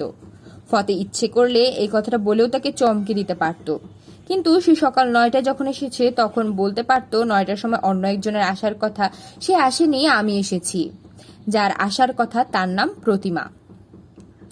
ফতে জানে সে ক্ষমতাধর একজন মানুষ, অন্যের মাথার ভেতর সে ঢুকে পড়তে পারে, ছোটবেলা থেকেই পারে। তার ধারণা ছিল সব মানুষই এটা পারে। ব্যাপারটা যে অন্যরা পারে না, শুধু সে একা পারে, এটা ধরতে তার অনেক সময় লেগেছে। ক্লাস 5 যখন পড়ে তখন তার হঠাৎ চিন্তা হলো সে কি ভাবছে অন্যরা তা বুঝতে পারছে না কেন, অন্যদের তো বুঝতে পারা উচিত। ক্লাসে স্যার যখন তাকে প্রশ্ন করলেন, ফতে বল তিব্বতের রাজধানী কি, ফতে খুবই অবাক হলো। প্রশ্ন করার দরকার কি, স্যার কেন তার মাথার ভেতর ঢুকে পড়ছে না? মাথার ভেতর ঢুকলেই তো স্যার জানতেন তিব্বতের রাজধানীর নাম। ফতে জানে না, তবে এই মুহূর্তে জানে, কারণ স্যারের মাথায় নামটা ঘুরছে। তিব্বতের রাজধানীর নাম লাসা। এই প্রশ্নের পরে স্যার কি প্রশ্ন করতেন এটাও সে জানে। স্যারের পরের প্রশ্ন, ভুটানের রাজধানীর নাম কি, উত্তরও স্যারের মাথায় আসছে থিম্পু। মানুষের মাথার ভেতর ঢুকতে পারার অস্বাভাবিক ক্ষমতা নিয়ে ফতের কোনো লাভ হয়নি, সে কিছুই করতে পারেনি। এই ক্ষমতার কারণে স্কুল জীবনটা তার মোটামুটি ভালোই কেটেছে। স্যারদের মার খেতে হয়নি, প্রশংসা শুনেছে। ইতিহাসের স্যার তো গর্ব করে বলতেন ইতিহাসের সন তারিখ সব ফতের মুখস্থ। তার সমস্যা, একটা পরীক্ষার খাতায় কিছু লিখতে পারে না।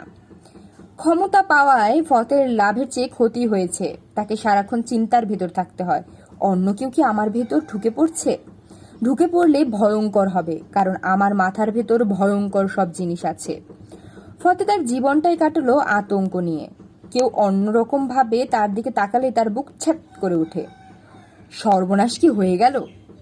কেউ তার মাথার ভিতর ঢুকতে পেরেছে এরকম কোনো প্রমাণ তার হাতে নেই, তবে মাঝে মাঝেই সে লক্ষ্য করছে তার দিকে তাকানোর সময় কেমন করে যেন তাকাচ্ছে, তার কাছ থেকে দূরে থাকার চেষ্টা করছে।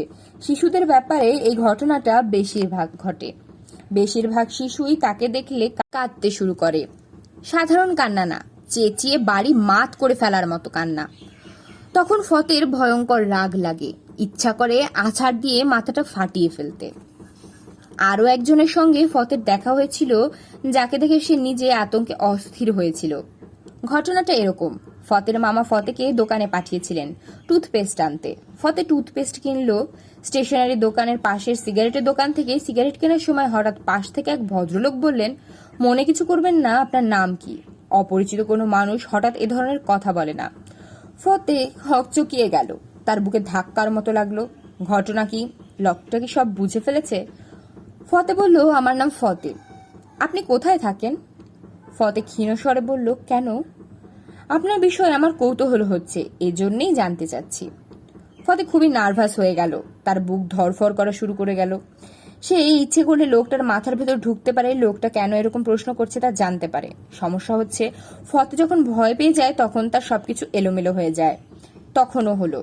পায়জামা পাঞ্জাবি পরা একটা লোক, রোগা, থুতনিতে সামান্য দাড়ি, শান্ত ভদ্র চেহারা। লোকটা তাকিয়ে আছে তীক্ষ্ণ চোখে। ফতে নিজেকে শান্ত করার জন্য সিগারেট ধরালো। লোকটা বলল, আপনি কি করেন জানতে পারি? ফতে নিজেকে সামলে নিয়ে কঠিন গলায় বলল, আমি কি করি তা দিয়ে আপনার প্রয়োজন কি? লোকটা বলল, প্রয়োজন নেই, শুধুই কৌতূহল। ফতে বলল, এত কৌতূহল ভালো না। এই বলেই সে আর দাঁড়ালো না, হাঁটতে শুরু করলো। কিছু দূর যাবার পর পেছন ফিরে দেখে লোকটা তার পেছন পেছন আসছে। ফতের বুক আবার ধরফর করা শুরু করলো। সে দৌড়াতে শুরু করলো। তখন ওই লোকটা দাঁড়িয়ে পড়লো, তবে তাকিয়ে রইল ফতের দিকে। দৃশ্যটা মনে পড়লেই ফতের বুক কাঁপে। মিসির আলী ব্যাপারটা ফতে ঠিক ধরতে পারছে না। ফতের যে ক্ষমতা, এই মানুষটার কি সেই ক্ষমতা আছে? মাঝে মাঝে মনে হয় আছে, আবার মাঝে মাঝে মনে হয় নেই। মিসির আলীর মাথায় বেশিরভাগ সময়ই ফতে ঢুকতে পারে না। সন্দেহটা সেই কারণেই হয়। যে কতবার ফতে মিসির আলীর মাথায় ঢুকতে চেয়েছে ততবারই সে ধাক্কার মতো খেয়েছে। লোকটা একসঙ্গে অনেক কিছু চিন্তা করছে, 3-4টা চিন্তা কখনো কোনো মানুষ একসঙ্গে করছে, এমন কারোর সঙ্গেই ফতের এর আগে দেখা হয়নি। ফতে মিসির আলীর ব্যাপারে নিঃসন্দেহ হতে চায়, পুরোপুরি জানতে চায় এই মানুষটাও কি তার মতো ক্ষমতা আছে। ফতের মাঝে মাঝে ইচ্ছে করে তার ক্ষমতার ব্যাপারটা মিসির আলীকে খোলাখুলি বলে, কিন্তু তার মন শান দেয় না। লোকটাকে এটা বলে তার লাভ কি? এমন তো না যে এটা কোনো অসুখ, সে অসুখ থেকে মুক্তি চায়। আগ বাড়িয়ে বললে একজন তার গোপন ব্যাপারটা জেনে ফেলবে। একজন জানা মানেই অনেকের জানা, কি দরকার? মিসির আলীর গোসল শেষ, তিনি এসে ফতের সামনের চেয়ারে বসেছেন। ফতে খুবই হতাশ বোধ করছে। মিসির আলীর মাথার ভেতর সে ঢুকতে পারছে না। ইয়াসিন এসে পরোটা এবং বাটিতে করে মুরগির লটপটি দিয়ে গেল। ফতে বলল, স্যার খান, এর নাম মুরগির লটপটি। মিসির আলী কোনো কথা না বলে খেতে শুরু করলেন। ফতে বলল, খেতে কেমন স্যার? মিসির আলী বললেন, ভালো। আপনার কি শরীর খারাপ? না, শরীর খারাপ না, মেজাজ সামান্য খারাপ, কোনো কারণ ছাড়াই খারাপ। আমি বেশিক্ষণ থাকবো না স্যার, নাস্তা খেয়ে আপনার ফতুয়ার মাপটা নিয়ে কাপড় কিনতে যাব। কি রঙের কাপড় আপনার পছন্দ? মিসির আলী বললেন, কাপড়ের রং নিয়ে আমি মাথা ঘামাই না, শুধু কটকট না করলেই হলো। হালকা নীল নীল রং কিনবো স্যার? কিনতে পারো। কাপড়ের দামটা স্যার আমি দিব, আপনি যদি কিছু মনে না করেন। শুধু দর্জির খরচটা আপনি দিবেন। প্রথম ব্যবসা বিনা টাকায় করা ঠিক না। মিসির আলী বললেন, আমি দর্জির খরচ দেব, কোনো অসুবিধে নেই। আজ সন্ধ্যার মধ্যে ফতুয়া দোকানে গিয়ে ডেলিভারি নেবেন, এই কষ্টটা আপনাকে করতে হবে। আচ্ছা, করব। ঠিকানা রেখে যাও, আমি সন্ধ্যার পর পর যাব। মিসির আলীর নাস্তা খাওয়া শেষ হয়েছে, তিনি চা খাচ্ছেন। ফতে কয়েকবার চেষ্টা করেও মিসির আলীর মাথার ভেতর ঢুকতে পারল না। সে পরিকল্পনা বদলালো, লোকটাকে চমকে দেবার কোনো দরকার নেই। পরে হয়তো দেখা যাবে চমকে দিতে গিয়ে এমন কিছু ঘটলো যে উল্টা সে নিজেই চমকালো। লোকটার বিষয়ে আগে সে পুরোপুরি জানবে, তারপর অন্য ব্যবস্থা। ফতে মাপ নেবার জন্য ফিতা বের করলো।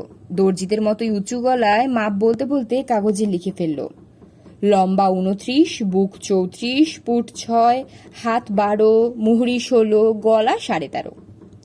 ফতে বলল, একটু দোয়া রাখবেন স্যার, দর্জির কাজটা যেন তাড়াতাড়ি শিখতে পারি। খবরের কাগজে নকশা করে খবরের কাগজ কেটে কেটে কয়েকদিন চেষ্টা করেছি, আউলা লেগে যায়। মিসির আলী বললেন, সব কাজ সবার জন্যে না। ফতে সামান্য চমকালো। মিসির আলী এই কথাটা কেন বললেন? তিনি কি কিছু বুঝতে পারছেন? না, এটা শুধুই কথার কথা। ফতে বলল, স্যার আপনাকে একটা কথা জিজ্ঞাসা করব, যদি কিছু মনে না নেন। জিজ্ঞেস করো। ফতে মিনমিন গলায় বলল, আমার বিষয়ে আপনার কি ধারণা? তোমার প্রশ্নটা বুঝতে পারছি না, আরো পরিষ্কার করে বলো। আমাকে দেখলে আপনার কি মনে হয়? মনে হয় তুমি সবসময় আতঙ্কে আছো, সবাইকে ভয় পাচ্ছ। ফতে মুখ শুকনা করে ফেলল, ছোট্ট নিঃশ্বাস ফেলে উঠে পড়ল। তার মাথা ঝিমঝিম করছে। এই লোক কি করে বুঝলো সে সবাইকে ভয় পায়? তার ভয় তো সে প্রকাশ করে না, নিজের ভেতর লুকিয়ে রাখে। লুকানো জিনিস সে জানলো কিভাবে?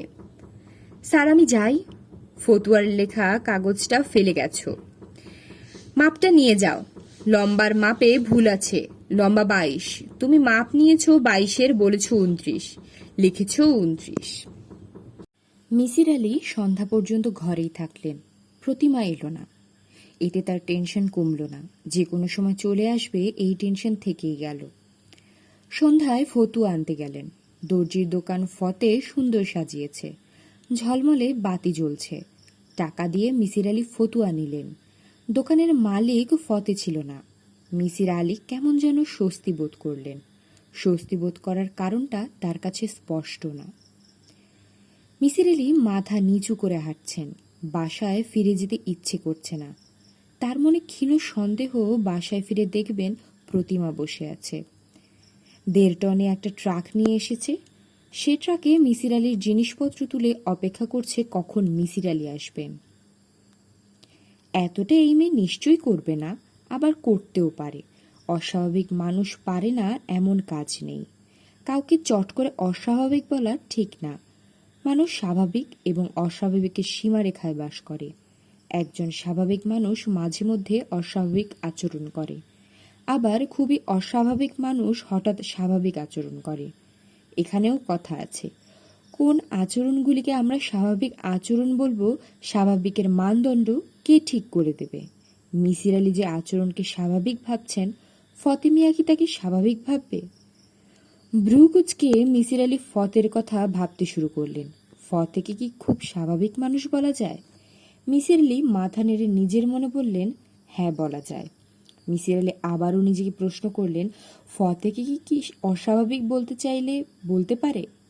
প্রশ্ন এবং উত্তরের খেলা চলতে লাগলো। কিছু দাবা খেলোয়াড় আছে, সঙ্গী না পেলে নিজেই নিজের সঙ্গে দাবা খেলে। মিসির আলীও ইদানিং তাই করেন। নিজেই প্রশ্ন করেন, নিজেই উত্তর দেন। কাজটা বেশিরভাগ সময় করেন পথে যখন হাঁটেন। এটাও বয়স বাড়ার কোনো লক্ষণ কিনা তিনি জানেন না। একটা বয়সের পর সবাই কি এরকম করে? করার কথা। মিসির আলি নিজের সঙ্গে নিজের কথা বলার নমুনা এরকম। প্রশ্ন: ফতের কোনো আচরণটা সবচেয়ে অস্বাভাবিক? উত্তর: সে ভীতু প্রকৃতির মানুষ, ভয়ে সে অস্থির থাকে। ভীতু মানুষেরা কারো চোখের দিকে সরাসরি তাকায় না, আর তাকালেও খুব অল্প সময়ের জন্য তাকায়। এ ধরনের মানুষ বেশিরভাগ সময় মেঝের দিকে তাকিয়ে কথা বলবে, সেটাই স্বাভাবিক, কিন্তু ফতে সবসময় চোখের দিকে তাকিয়ে থাকে। প্রশ্ন: সে কেন চোখের দিকে তাকিয়ে থাকে? উত্তর: হয়তোবা চোখের ভাষা পড়তে চায়, হয়তো সে চোখের ভাষা সহজে বুঝতে পারে। প্রশ্ন: তোমার এই হাইপোথিসিস কিভাবে প্রমাণ করা যাবে? উত্তর: খুব সহজেই প্রমাণ করা যাবে। চোখে সানগ্লাস পরে তার সামনে বসতে হবে, সানগ্লাসের কারণে তার চোখ দেখা যাবে না, কাজেই ফতে আর চোখের দিকে তাকাতে পারবে না। প্রশ্ন: আর কোনো পদ্ধতি আছে? উত্তর: একজন জন্মান্ধের সঙ্গে তাকে কথা বলতে দিয়ে দেখা যেতে পারে। প্রশ্ন: তার অস্বাভাবিকতার আর কোনো উদাহরণ কি আছে? উত্তর: হ্যাঁ আছে, বড় একটা উদাহরণ আছে। প্রশ্ন: বলো শুনি। উত্তর: না, এখন বলবো না, আমি পুরোপুরি নিশ্চিত হয়ে নেই। প্রশ্ন: কি আশ্চর্য, তুমি যা বলার আমাকেই তো বলছো, আমি তো বাইরের কেউ না। উত্তর: যে প্রশ্ন করছে এবং যে উত্তর দিচ্ছে তারা একই ব্যক্তি হলেও আলাদা সত্তা। একটি সত্তা অন্য সত্তার থেকে নিজেকে আলাদা রাখতে চাইতেই পারে। মিসির আলি ঘড়ি দেখলেন, 7:30 বাজে। প্রায় 1.5 ঘন্টা তিনি হেঁটেছেন, কোনো এক চিপা গলির ভিতরে ঢুকে পড়েছেন, জায়গাটা চিনতে পারছেন না। একজনকে জিজ্ঞেস করলেন, ভাই এই জায়গাটার নাম কি? সে এমনভাবে তাকালো যেন খুব গভীর কোনো প্রশ্ন তিনি করে ফেলেছেন। জবাব না দিয়ে সে চলে গেল। আরেকজনকে একই প্রশ্ন করলেন। সে নিতান্তই বিরক্ত গলায় বলল, জানি না। অদ্ভুত এক গলি। তার চোখের সামনে দিয়ে কালো রঙের প্রকাণ্ড এক শূকর কয়েকটা বাচ্চা নিয়ে চলে গেল। মেথরপট্টিতে শূকর পোষা হয়, এই জায়গাটা নিশ্চয়ই মেথরপট্টি না? তিনি কোথায় এসে পড়েছেন? রাত 9টা। ফতে মিয়াকে নিউ মার্কেটের কাঁচা বাজারে ঘোরাফেরা করতে দেখা যাচ্ছে। সে এসেছে মুরগি কিনতে। সে 4টা রোস্টের মুরগি কিনবে। ফতের মামির কিছু বান্ধবী কাল দুপুরে খাবে। মামি রাতেই রোস্ট রেঁধে ফেলতে চান। ফতে দাঁড়িয়ে আছে বড় মাছের দোকানের সামনে। বিশাল চকচকে বটি দিয়ে মাছ কাটা হয়, বটির গা বেয়ে রক্ত গড়িয়ে পড়ে। কি অসাধারণ দৃশ্য! ফতের দেখতে ভালো লাগে। দৃশ্যটা দেখার সময় মেরুদণ্ড দিয়ে শিরশির করে কি যেন বয়, শরীর ঝনঝন করতে থাকে। ফতের বড় ভালো লাগে। মাছটা যদি জীবিত হয় তখন তার আরও ভালো লাগে। আজ একটা কাতল মাছ কাটা হচ্ছে, মাছটা জীবিত, ছটফট করছে। আহা কি দৃশ্য! মাছ কাটা দেখে ফতে গেল মুরগি কিনতে। ফতে মনের ভেতর চাপা আনন্দ অনুভব করছে। জীবিত মুরগিগুলোকে জবে করা হবে। জবে করার ঠিক আগে মুরগিগুলো আতঙ্কে অস্থির হয়ে ছটপট করতে থাকে। তখনও ফতের ভালো লাগে। ফতে ঠিক করেছে মুরগি জবে করার সময় সে বলবে মাথাগুলো যেন পুরোপুরি শরীর থেকে আলাদা করা হয়। খুব ছোটবেলায় একবার সে এই দৃশ্য দেখেছিল। বাড়িতে মেহমান এসেছে, মুরগি জবে হচ্ছে, ধারালো বটি দিয়ে টান দিতেই মুরগির মাথাটা শরীর থেকে আলাদা হয়ে গেল। যে মুরগি ধরেছিল সে হাত ছেড়ে দিল। কি আশ্চর্য! মাথাছাড়া মুরগিটা 3-4 পা এগিয়ে গিয়ে ধপ করে পড়ে গেল। এই দৃশ্য এরপরে ফতে আর দেখিনি। যতবারই মুরগি কাটা হয় ফতে আগ্রহ নিয়ে এই দৃশ্য দেখার জন্য বসে থাকে। সে নিশ্চিত এক সময় না এক সময় সে দৃশ্যটা দেখবে। কে জানে, কপাল ভালো হলে হয়তো আজই দেখবে। আজ তার জন্যে শুভ দিন, নিজের দোকান চালু হয়েছে। ফতে মুরগি কাটতে দিয়ে নিচু গলায় বলল, মুরগির মাথা পুরাটা আলগা করে ফেলেন। মুরগি কাটার লোক বলল, বুঝলাম না কি কন। ফতে বলল, এক পোজ দিয়ে মাথা আলাদা করে ফেলেন। লোকটা আপত্তি করল না। যা বলা হলো তাই সে করল। ছোটবেলার ঘটনাটা ঘটল না। মাথাবিহীন কোনো মুরগি দৌড় দিল না। ফতে আফসোসের ছোট্ট নিঃশ্বাস ফেলল। এ ধরনের মজাদার ঘটনা রোজ রোজ ঘটে না, হঠাৎ হঠাৎ ঘটে। মুরগির কাটা মাথাগুলি ফতে আলাদা করে পলিথিনের ব্যাগে নিয়ে নিল। কাটা মাথাগুলি দিয়ে একটা মজা করা যাবে। যে বেবি ট্যাক্সিতে করে সে বাড়িতে ফিরবে, মুরগির কাটা মাথাগুলো সে বেবি ট্যাক্সির সিটে রেখে দেবে। সিটের উপর রক্তমাখা মাথা রেখে ফতে নেমে যাবে। পরে যে যাত্রী উঠবে সে বসতে গিয়ে ভয়ে ভিমড়ি খাবে, চিৎকার চেঁচামেচি করবে। ফতের ভাবতেই ভালো লাগছে, এই সময় সে কাছে থাকবে না, এটাই একটা আফসোস। ফতে বেবি ট্যাক্সি বাড়ি পর্যন্ত নিল না, বাড়ির কাছাকাছি এসে ছেড়ে দিল। বেবি ট্যাক্সিওয়ালাকে বাড়ি চেনানো মোটেই ঠিক হবে না। কেন সে মুরগির মাথা সিটে রেখে এসেছে তা নিয়ে দরবার করতে পারে। এইসব সূক্ষ্ম কাজ খুব ঠান্ডা মাথায় করতে হয়, সামান্য 19-20 করা যায় না। ফতে এই কাজগুলি ঠান্ডা মাথায় করে বলেই এখনও টিকে আছে। কেউ তাকে ধরতে পারেনি, কোনোদিন পারবেও না। 4টা মুরগি নিয়ে ফতের রওনা হয়েছে। তার বেশ মজা লাগছে। সে কল্পনায় দেখতে পাচ্ছে তারপরে বেবি ট্যাক্সিতে যে উঠবে তার দশাটা কী হবে। ধরা যাক স্বামী স্ত্রী উঠেছে। প্রথমে উঠল স্ত্রী। সে বসতে গিয়ে বলল, কিসের ওপর বসলাম গো? স্বামী বলল, তুমি সবসময় যন্ত্রণা করো। স্ত্রী বলল, হাতে যেন রসের মতো কি লাগলো। এর মধ্যে স্বামী এসে উঠেছে, দিয়াশলাই জ্বালিয়ে আতকে উঠেছে, হতভম্ব গলায় বলছে, সর্বনাশ, শত শত মুরগির মাথা কোত্থেকে আসলো? 4টা মুরগির মাথাই তখন তাদের কাছে শত শত মুরগির মাথা বলে মনে হবে। ভয় পেলেই এরকম হয়। ফতের ছোট্ট নিঃশ্বাস ফেলে ভাবল, মুরগির মাথা না হয়ে যদি মানুষের মাথা হতো তখন কেমন হতো। 4টা মাথার তখন প্রয়োজন নেই, একটা মাথাই যথেষ্ট। সিটের এক কোণায় কাটা মাথা পড়ে আছে। অন্ধকার বলে সব কিছু পরিষ্কার দেখা যাচ্ছে না। যাত্রী উঠল। বেবি ট্যাক্সি চলা শুরু করেছে। যাত্রী বলল, কে যেন ব্যাগ নাকি ফেলে গেছে। বলেই সে হাত দিয়ে জিনিসটা তুলল। এরপর যে নাটক হবে তার কোনো তুলনা নেই। এই নাটক কল্পনায় দেখলে হবে না, এই নাটক দেখতে হবে বাস্তবে। বেবি ট্যাক্সি নিয়ে ফতেকেই বের হতে হবে। যাত্রী যখন কাটা মাথাটা হাত দিয়ে তুললে ধরে হতভম্ব গলায় বলবে, এটা কি? তখন ফতে খুব স্বাভাবিক গলায় বলবে, এটা একটা ছোট বাচ্চার কাটা মাথা, সাইডে রেখে দেন। ভাবতেই গা যেন কেমন করছে, মেরুদণ্ড দিয়ে শীতল স্রোত বয়ে যাচ্ছে, শরীর ঝলমল করছে। কাজটা করতে হবে। একটা কাটা মাথা নিয়ে বের হতে পারলে অনেক মজা করা যাবে। হয়তো আত্মভোলা টাইপ কোনো যাত্রী উঠেছে, সিটের কোনায় কী পড়ে আছে সে তাকিয়েও দেখছে না। তাকে সে বলল, স্যার, সিটের কোনায় ছোট বাচ্চার একটা কাটা মাথা আছে, একটু খেয়াল রাখবেন মাথাটা যেন পড়ে না যায়। কিংবা ধরা যাক খুব সাহসী কোনো যাত্রী এসেছে, সে প্রচণ্ড ধমক দিয়ে বলল, এই বেবি থামাও, গাড়ির ভেতর মানুষের মাথা কেন, কোত্থেকে এসেছে, চলো থানায় চলো। সে তখন খুবই বিনীত গলায় বলবে, মাথাটা স্যার আমি এনেছি, শুক্রবার থেকে আরেকটা মাথা তুলে ডেলিভারি দিতে হবে, মাল দুটো ডেলিভারি দিয়ে আপনার সঙ্গে থানায় যাব, কোনো সমস্যা নেই। ফতের চোখ চকচক করছে। কল্পনা করতেই এত আনন্দ, আসল ঘটনার সময় না জানি কত আনন্দ হবে। আসল ঘটনার খুব দেরিও নেই, নকল ঘটনা ঘটতে ঘটতে আসল ঘটনা ঘটে। তার জীবনে সবসময় এরকমই হয়েছে, অতীতে যেহেতু হয়েছে ভবিষ্যতেও হবে।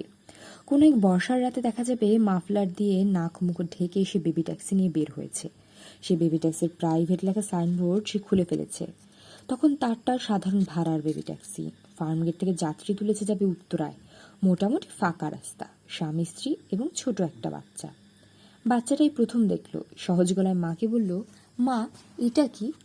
ফতের মামি তসলিমা খানম ফতেকে দেখেই রেখে উঠলেন। ক্ষিপ্ত গলায় বললেন, 4টা মুরগি কিনতে এতক্ষণ লাগে? তুমি কি ডিমের তা দিয়ে মুরগি ফুটিয়ে এনেছো? ফতে কিছু বলল না, বলার কিছু নেই। সে যদি 5 মিনিটের মধ্যে চলে আসতো তাহলেও তসলিমা খানম চেঁচামেচি করতেন, অন্য কোনো প্রসঙ্গ নিয়ে চেঁচামেচি। তখন হয়তো বলতেন, বুড়া মোড়ক কোত্থেকে এনেছো, এটা দিয়ে কি রোস্টের মুরগির সাইজ? রোস্টের মুরগির যে মিডিয়াম সাইজ হয় তুমি জানো না? নাকি জীবনে কোনো রোস্ট খাওনি? তোমাকে কি রোস্ট কোনো দিন দেওয়া হয় না? আবার বেয়াদবের মতো চোখে চোখে তাকিয়ে আছো কেন? মামির চেঁচামেচিকে ফতে গ্রাহ্য করে না, কিন্তু ভাব করে যেন খুব গ্রাহ্য করছে। ভয়ে বুক কাঁপছে। এই অভিনয় সে ভালোই করে, শুধু একটাই সমস্যা, তাকে তাকিয়ে থাকতে হয়। চোখের দিকে না তাকালে সে মাথার ভেতর ঢুকতে পারে না। সমস্যা হচ্ছে চোখের দিকে তাকালেই লোকজন মনে করে সে বেয়াদবি করছে। তসলিমা খানমের মাথার ভেতর ঢোকা ফতের জন্য খুব সহজ, হুট করে ঢুকে যাওয়া। তবে খুব সাধারণ একটা মাথা, ঢুকে কোনো আনন্দ নেই। এই মহিলার সমস্ত চিন্তাভাবনা সংসার নিয়ে। আজ কী রান্না হবে, ঘর কোথায় নোংরা, ধোপাখানা থেকে কাপড় আনতে হবে, সবুজ রঙের বিছানার চাদরটা কি শেষ পর্যন্ত হারিয়ে গেল, কাজের বুয়া চুরি করেনি তো। এই মহিলার চিন্তাভাবনার মধ্যে শুধু একটাই মজার ব্যাপার আছে, খায়রুল কবির নামের একজন আধাবুড়া মানুষ। এই আধবুড়া লোকটাকে এই মহিলা ডাকেন বড়দা।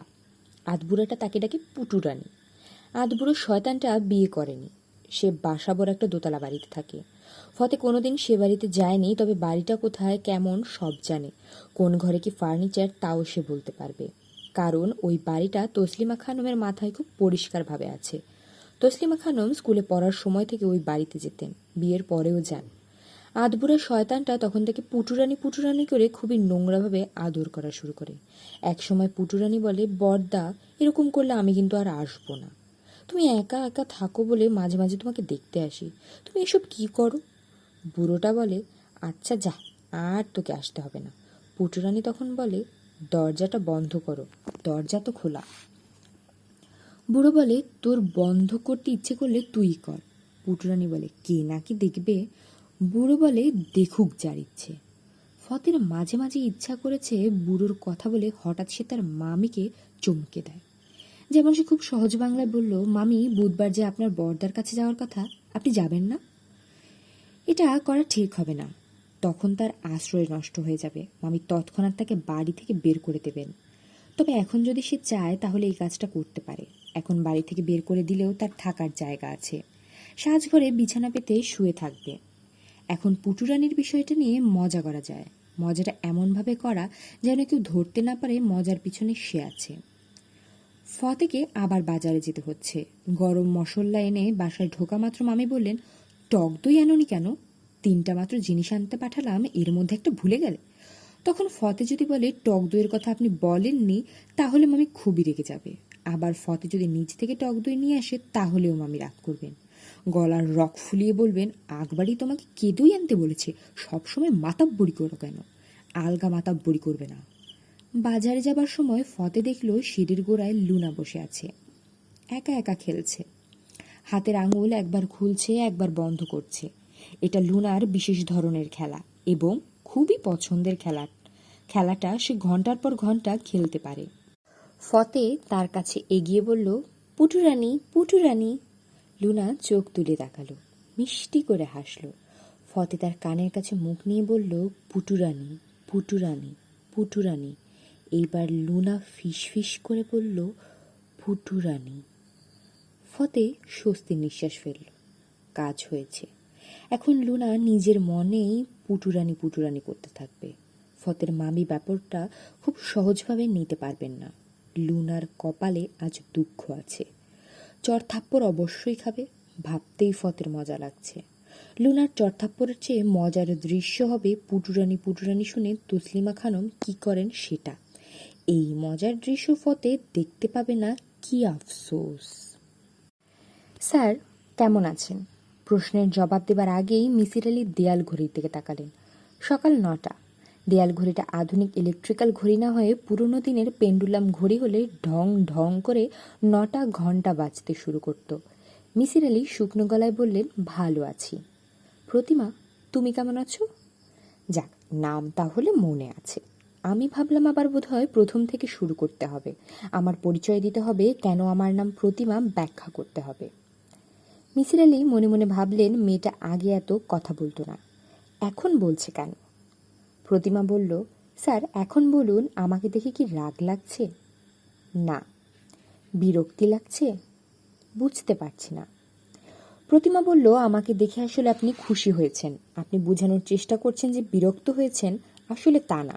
স্যার ঠিক বলেছি? আনন্দে এবং উৎসাহে প্রতিমা ঝলমল করছে, আজ তাকে আরো সুন্দর লাগছে। মিসির আলি তাকিয়ে দেখলেন বসার ঘরে দুটো বড় বড় সুটকেস। এই সুটকেস প্রতিমাই নিয়ে এসেছে। সুটকেস কেন এনেছে কে জানে। মিসির আলি বললেন, যেদিন আসার কথা ছিল সেদিন আসনি। আসনি কেন? প্রতিমা বলল, আপনি বলুন কেন আসেনি। আপনি হচ্ছেন দ্য গ্রেট মিসির আলি। আমার দিকে তাকিয়ে আপনার বলে দেওয়া উচিত কেন আসেনি। বসার ঘরে দুটো সুটকেস কেন এনেছি বলুন তো। দেখব আপনি আগের মিসির আলি আছেন না বয়স হবার কারণে আপনার আগের ডিটেকটিভ ক্ষমতা কমে গেছে। মিসির আলি দীর্ঘ নিঃশ্বাস ফেলে বললেন, তুমি ছটফট করছো কেন? বসো। প্রতিমা বলল, আপনিই বা আমাকে দেখে তো অস্থির হচ্ছেন কেন? আপনিও বসুন। মিসির আলি বসলেন। প্রতিমা বলল, আমি বলেছিলাম 9টার সময় আসব। আমি ঠিকই এসেছিলাম। 9টা বাজার আগেই গেটের কাছে এসে দাঁড়িয়েছিলাম। ঠিক 9টার সময় ঢুকবো, এই হচ্ছে আমার প্ল্যান। 9টা বাজতেই প্ল্যান বদলালাম। ঠিক করলাম আপনার কাছে যাব না, যাতে সারাদিন আপনি মনে মনে অপেক্ষা করেন। তাই করেছিলেন না? হ্যাঁ। তার পরদিন এলাম না, তার পরদিনও না। এটা করলাম যাতে অপেক্ষা করতে করতে আপনি ক্লান্ত হয়ে পড়েন। বলুন, আপনি ক্লান্ত হয়েছেন না? খানিকটা হয়েছি। এবং একসময় আপনার নিশ্চয়ই মনে হওয়া শুরু হয়েছে, আচ্ছা মেয়েটা আসছে না কেন, ওর কি হয়েছে? বলুন, এরকম মনে হয়েছে না? হ্যাঁ, হয়েছে। আমি এই অবস্থাটা আপনার ভেতর তৈরি করার চেষ্টা করেছি। সত্যি করে বলুন, পেরেছি কিনা? হ্যাঁ, পেরেছ। প্রতিমা হাসি হাসি মুখে বলল, ওই দিন আমার ওপর আপনি খুবই বিরক্ত হচ্ছিলেন। আমি আপনাকে আমার বাড়িতে নিয়ে যাব এটা ভেবে আপনি আতঙ্কে অস্থির হচ্ছিলেন। আমার খুবই খারাপ লাগছিল। তখনই ঠিক করেছিলাম আমি এমন অবস্থা তৈরি করব যাতে আপনি খুব আগ্রহ নিয়ে আমার সঙ্গে থাকতে আসেন। তোমার কি ধারণা সেরকম অবস্থা তৈরি করতে পেরেছো? না, এখনও পারিনি। তবে এখন আর আপনি আমাকে আগের মতো অপছন্দ করছেন না। সুটকেসে কি? সুটকেসে কিছুই না, খালি সুটকেস। আপনার বইগুলো আজ আমি সুটকেসে ভরে সঙ্গে করে নিয়ে যাব। প্রথম দিন বই, তারপর জামা কাপড়, তারপর বাসন কোসন, এইভাবে ঘর খালি করব। সব শেষের দিন আপনি যাবেন। আমি আপনাকে নিয়ে যাব না, আপনি নিজ থেকে যাবেন। বলো কি? প্রতিমা খিলখিল করে হাসছে। মনে হচ্ছে সে খুবই মজা পাচ্ছে। মেয়েটার হাসি শুনে মিসির আলির বুক ধড়ফড় করতে লাগলো। এই মেয়ে হাসি দিয়ে বুঝিয়ে দিচ্ছে সে যা করবে বলেছে তা সে করবে। প্রতিমা গলা নামিয়ে ফিস ফিস করে বলল, স্যার শুনুন, আপনার শোবার ঘরে যেখানে আপনার বিছানা করেছি সেখানে বিশাল একটা জানালা। আপনি সারাক্ষণ আকাশ দেখতে পারবেন। আমি সারাক্ষণ আকাশ দেখতে চাই, এটা তোমাকে কে বলল? কেউ বলেনি। আমি জানি আপনার একটা ইচ্ছা হলো মৃত্যুর সময় আপনি আকাশ দেখতে দেখতে মারা যাবেন। আমি আকাশ দেখতে দেখতে মরতে চাই, তোমাকে কি বলল? কেউ বলেনি। আমি বুঝতে পেরেছি। মিসির আলি অবাক হয়ে বললেন, কিভাবে বুঝতে পেরেছ? প্রতিমা হতাশ গলায় বলল, স্যার আপনার হয়েছে কি? আমি যে মনের কথা বুঝতে পারি আপনি তো সেটা জানেন, খুব ভালো করে জানেন। এই নিয়ে আপনি অনেক পরীক্ষা টরীক্ষাও করেছেন। এখন মনে করতে পারছেন না কেন? বুঝতে পারছি না কেন মনে করতে পারছি না। আপনার কি আলজেমিয়ার্স ডিজিজ হয়েছে? আমার ধারণা তাই হয়েছে। নেপাল থেকে আমি আপনাকে পশমি চাদর এনে দিলাম। আপনাকে দিয়ে প্রতিজ্ঞা করিয়েছিলাম সবসময় এই চাদর ব্যবহার করবেন। আপনি ঠিকই একই চাদর ব্যবহার করছেন, কিন্তু আমি যে চাদরটা দিয়েছি এটা ভুল মেরে বসে আছেন। কেন স্যার? মিসির আলি জবাব দিলেন না। মেয়েটা সত্যি কথাই বলছে। এর বিষয়ে তার কিছুই মনে নেই। মেয়েটি সম্পর্কে যাবতীয় স্মৃতি মস্তিষ্ক মুছে ফেলেছে। ব্যাপারটা রহস্যময়। প্রতিমা সম্পর্কে জানার জন্যে তিনি তার পুরনো ফাইল ঘেটেছেন। প্রতিমা কেস হিস্ট্রির ফাইল তার আলাদা করা। সেখানে প্রতিমার কেস হিস্ট্রি থাকার কথা, অথচ নেই। 5টি পাতা ফাইল থেকে ছেঁড়া হয়েছে। যে ছিঁড়েছে সে খুব সাবধানে গুছিয়ে ছেড়েছে তাও না, টেনে ছিঁড়েছে। প্রতিমা বলল, স্যার এই মুহূর্তে আপনি কি ভাবছেন বলি? বলো। এই মুহূর্তে আপনি ভাবছেন পাতাগুলি কে ছিল? মিসির আলি চমকে উঠলেন। প্রতিমা হাসতে হাসতে বলল, আপনি এত চমকে গেলেন কেন? আমি যে মনের কথা ধরতে পারি তার প্রমাণ অনেকবার আপনাকে দিয়েছি, অথচ আপনি এমনভাবে চমকেছেন যেন প্রথমবার দেখলেন। ইয়াসিন 2 কাপ চা নিয়ে ঢুকেছে। প্রতিমা তার দিকে তাকিয়ে বিরক্ত গলায় বলল, তুমি চা বানিয়ে নিয়ে এসেছো কেন?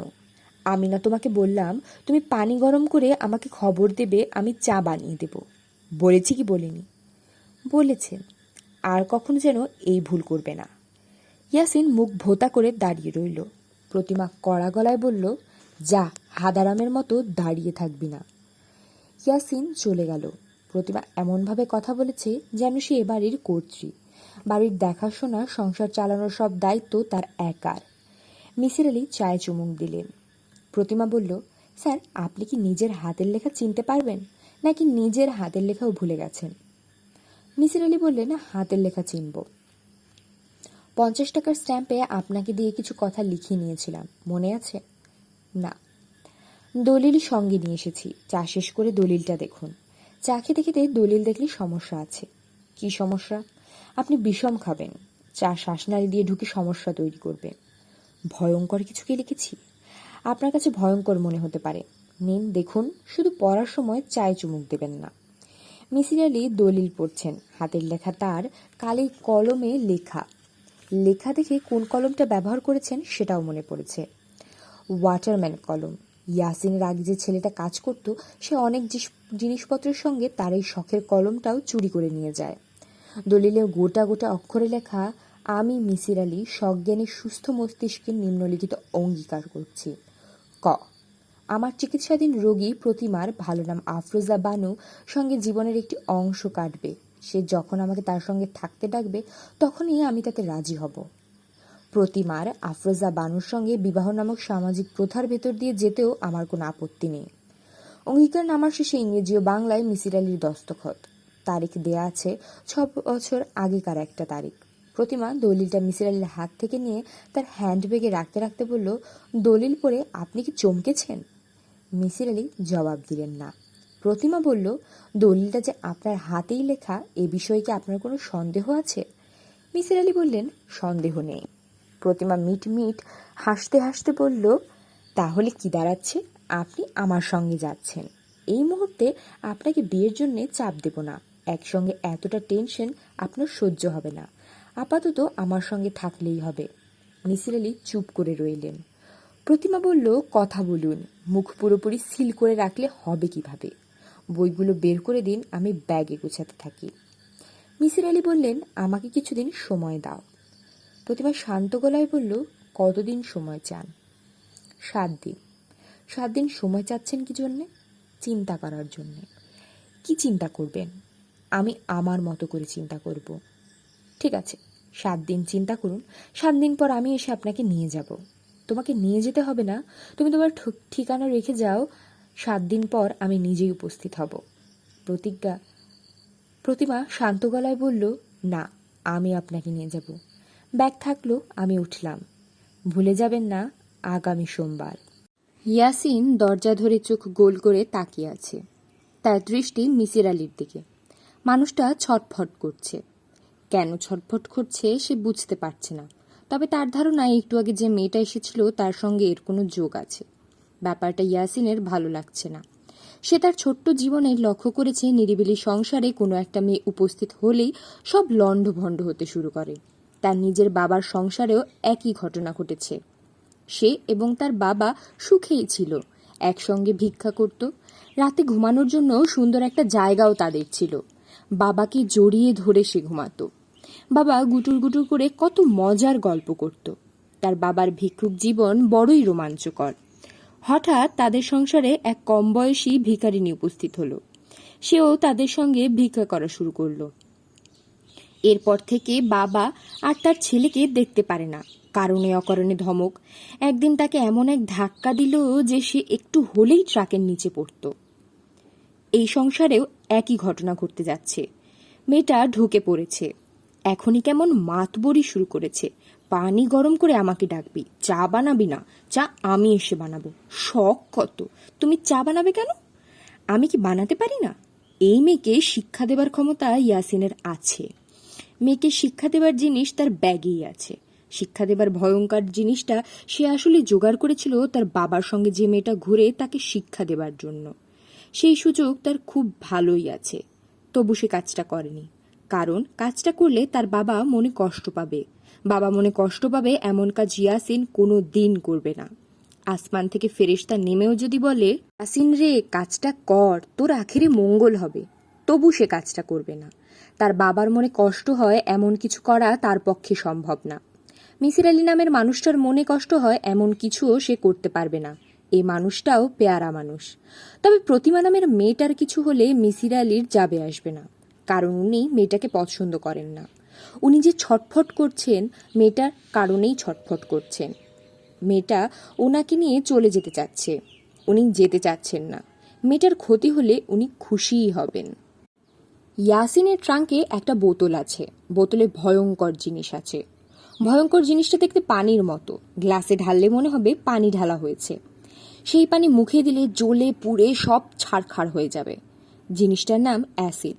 এর আরেকটা নাম আছে, ভোম্বল। ভোম্বল নামটা ফিসফিস করে বললেই যার বোঝার সে বুঝে নেবে। ইয়াসিন বলল, স্যার চা খাইবেন? মিসির আলি কিছু বললেন না।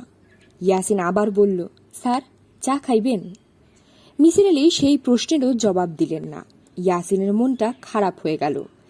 আহারে, লোকটা কি কষ্টে পড়েছে। দুনিয়াদারি তার মাথায় নাই। লোকটার মাথায় মেয়েটা ঘুরছে। লোকটাকে মেয়ের হাত থেকে বাঁচাতে হবে। বাঁচানোর সরঞ্জাম তার হাতেই আছে, এক নম্বরই ভোম্বল। এই ভোম্বল লোহা হজম করে ফেলে। এই ভোম্বল সহজ ভোম্বল না। ইয়াসিন চা বানাতে গেল। মিসির আলি না চাইলেও সে সুন্দর করে চা বানিয়ে সামনে রাখবে। মনে মনে বলবে, এত চিন্তার কিছু নাই, আমি আছি না। আমি একবার যারে ভালো পাই তারে জন্মের মতো ভালো পাই। মিসির আলি বেতের চেয়ারে বসে আছেন। তার হাতে সিগারেট, সামনে চায়ের কাপ। চায়ের কাপের চা অনেক আগেই শেষ হয়ে গেছে। তিনি খালি কাপেই চুমুক দিচ্ছেন। হাতের সিগারেটের ছাইও সেইখানেই ফেলছেন।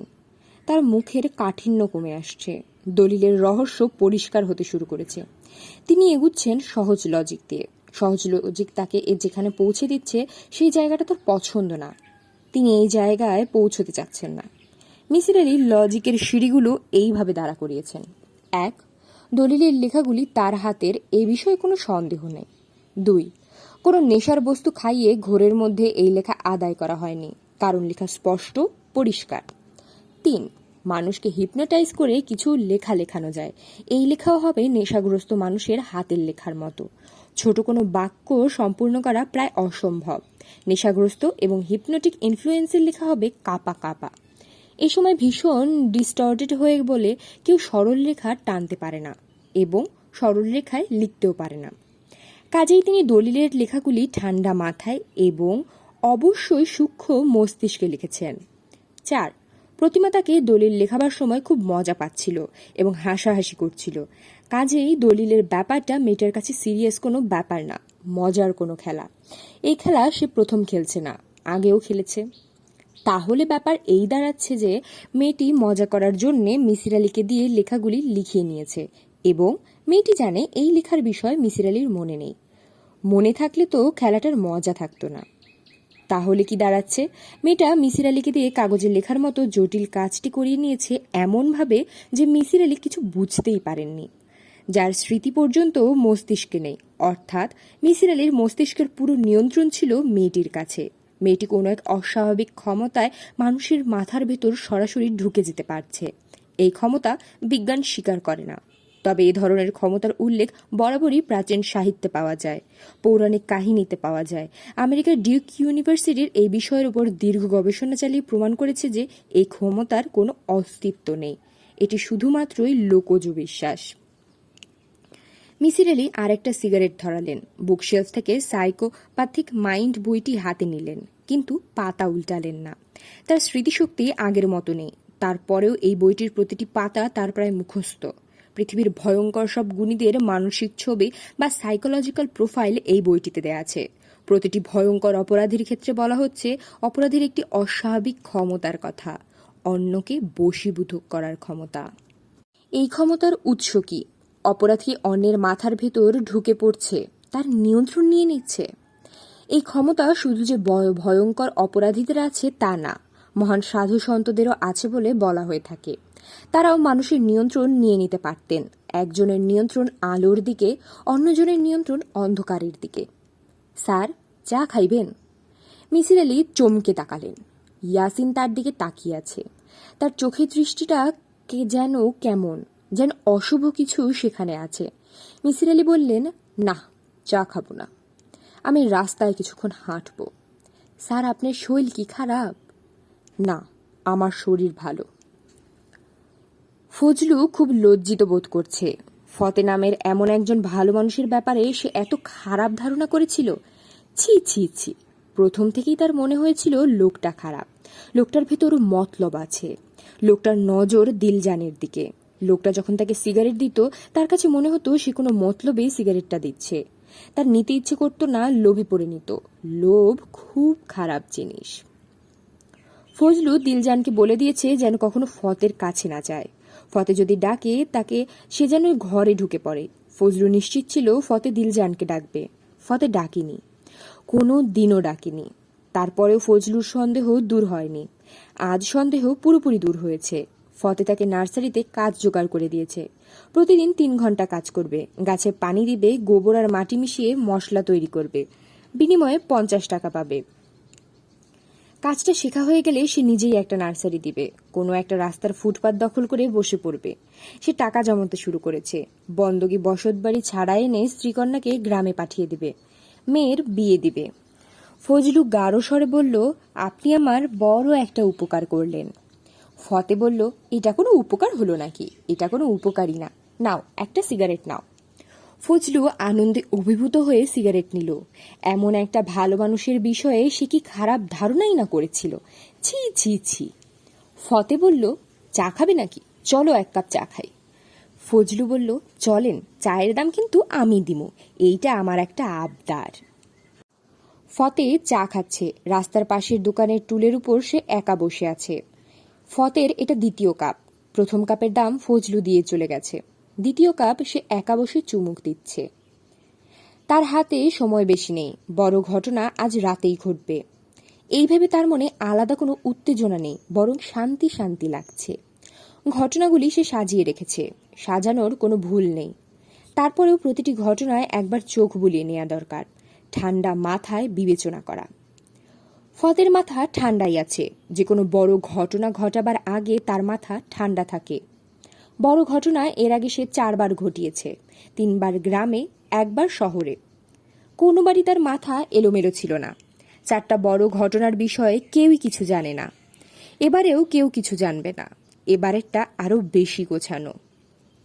আজ বুধবার তার মামি গিয়েছেন তার আদরের বুড়া ভাইয়ের কাছে। সেই ভাইয়া মনের সুখে পুটুরানি পুটুরানি করে আদর করেছে। আদর টাদর খেয়ে মামি বাসায় ফিরবে। তার আগেই বাড়ির গেটের কাছে ফতে বসে থাকবে লুনাকে নিয়ে। লুনা তার মাকে দেখে আনন্দে হাততালি দিয়ে বলবে, পুটুরানি পুটুরানি। এটা লুনা বলবে, কারণ ফতে তাকে শিখিয়ে দেবে। এই ঘটনার ফলাফল কি হবে ফতে জানে না। হয়তো মা মেয়েকে চড়থাপ্পড় দেবে, কিংবা হাত ধরে মেয়েকে ঘরে নিয়ে যাবে। যাই করুক না কেন ফতের কিছু যায় আসে না। সে জানে মামি তাকে অকারণে কিছুক্ষণ ধমকাধমকি করবে, তারপর পাঠাবে কোনো একটা কিছু দোকান থেকে কিনে আনতে, কাপড় ধোয়ার সাবান, সয়াবিন তেল, কিংবা কাঁচামরিচ বা ধনেপাতা।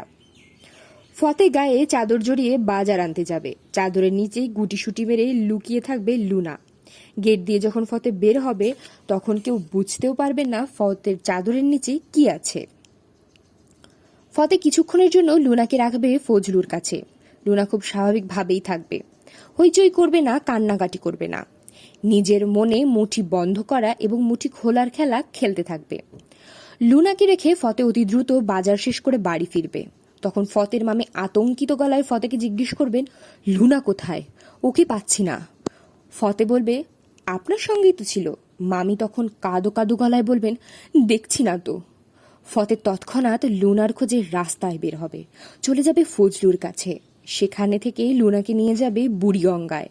যে নৌকাটা সে থাকার জন্য ভাড়া করেছে সেই নৌকায়। আসল ঘটনা নৌকায় ঘটানো হবে। তারপর সে আবার বাড়ি ফিরে আসবে। ততক্ষণে পুলিশ চলে এসেছে, বাড়িতে কান্নাকাটি হচ্ছে। ফতে আবারও লুনার খোঁজে বের হবে। এবার বের হবে বেবি ট্যাক্সি নিয়ে।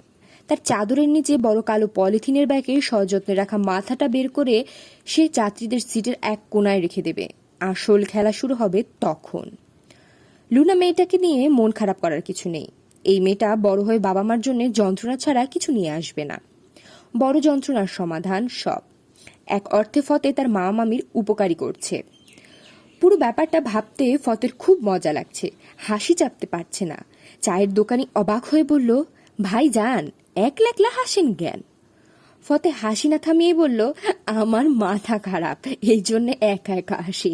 দেখি 1 কাপ চা দেন, চিনি বেশি করে দেবেন, সব পাগল চিনি বেশি খায়। ফতে শরীর দুলিয়ে শব্দ করে হাসছে। তার কাছে মনে হচ্ছে কালো পলিথিনের ব্যাগে মোড়া জিনিসটা একবার সে দোকানদারকে দেখিয়ে দিলে হয়। এইসব চায়ের দোকান অনেক রাত পর্যন্ত খোলা থাকে।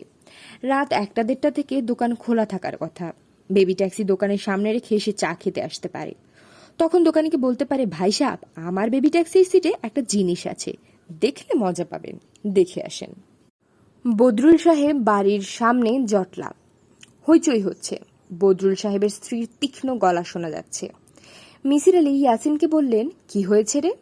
ইয়াসিন বলল, জানি না, মনে হয় চোর ধরেছে। সন্ধ্যার দিকে ওই বাড়িতে রোজই হইচয় হয়, এত গুরুত্ব দেবার কিছু নেই, কিন্তু মহিলার তীক্ষ্ণ গলার স্বর কানে লাগছে। মিসির আলি ইয়াসিনের দিকে তাকিয়ে বললেন, আমার জন্য মাথা ধরার ট্যাবলেট নিয়ে এসো, খুব মাথা ধরেছে। ইয়াসিন বলল, মাথা বানায়া দেই? মিসির আলি বললেন, মাথা বানাতে হবে না, মাথা বানানোই আছে।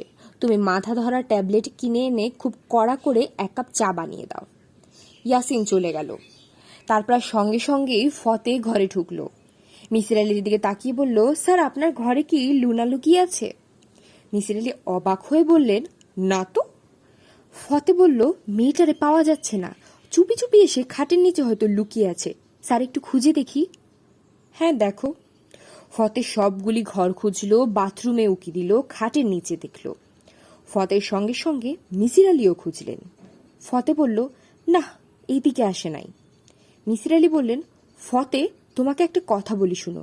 তুমি মেয়েটাকে খুঁজতে এসেছো, খাটের নিচে উকি দিয়েছো, কিন্তু তুমি মেয়েটাকে খুঁজছিলে না। ফতে শান্ত গলায় বলল, স্যার, এইটা কেন বললেন? মিসির আলি বললেন, আমার খাটের নিচে 2টা বই ভর্তি ট্রাঙ্ক আছে, সত্যি সত্যি মেয়েটাকে খুঁজলে তুমি অবশ্যই ট্রাঙ্কের ওপাশে কি আছে দেখার চেষ্টা করতে। তাছাড়া তুমি বাথরুমে উকে দিয়েছো, বাথরুমের ভেতরটা তুমি দেখোনি, বাথরুমের দরজা খুলে তুমি তাকিয়েছিলে আমার দিকে।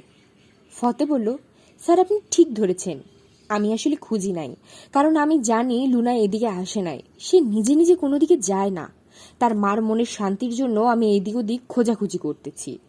ছাদে গিয়েছি 2 বার, ছাদের পানির ট্যাঙ্কির মুখ খুলে ভিতরে দেখেছি। মিসির আলি বললেন, ফতে, তুমি একটু বসো তো, এই চেয়ারটায় বসো। ফতে বসলো। মিসির আলি বললেন, বাচ্চা একটা মেয়ে পাওয়া যাচ্ছে না, মেয়ের মা কান্নাকাটি করছে। আমি কিন্তু তোমার ভেতর কোনো উত্তেজনা লক্ষ্য করছি না, তোমাকে খুবই স্বাভাবিক লাগছে।